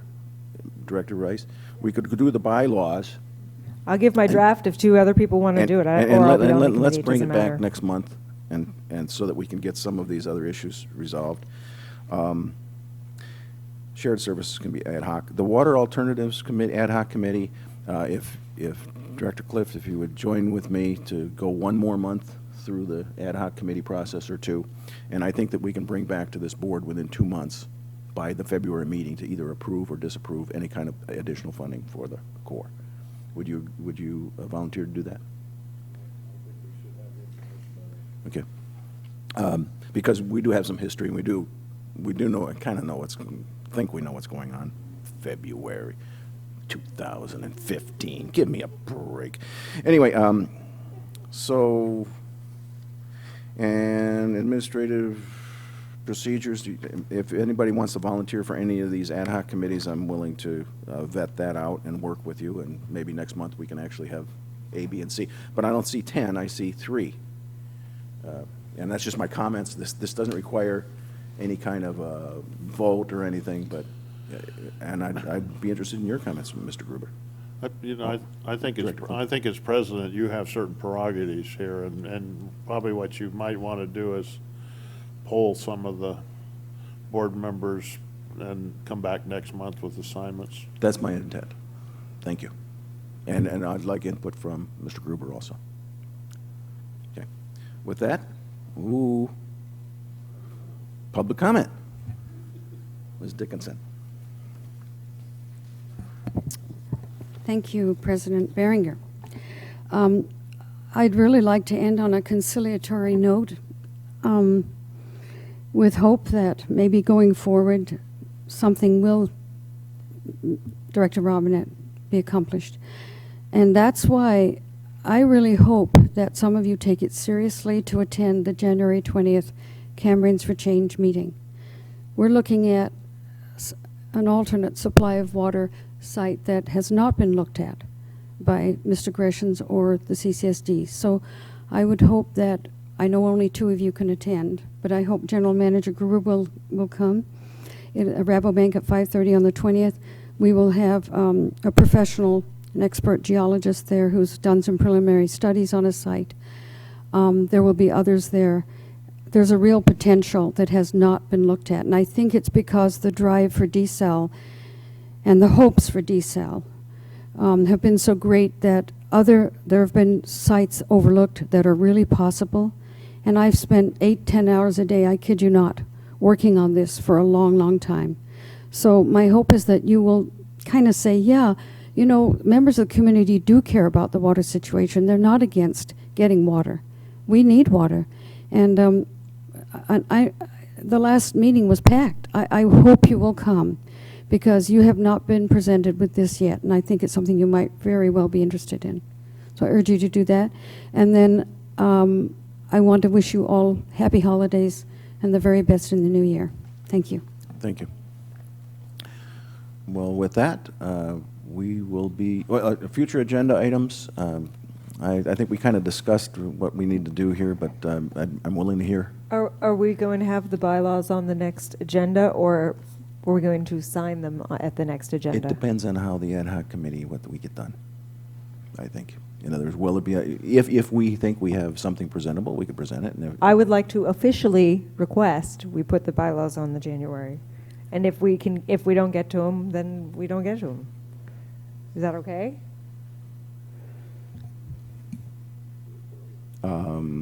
This is an interesting thing. There's another line there. It says, place a matter of business on a future agenda by majority vote.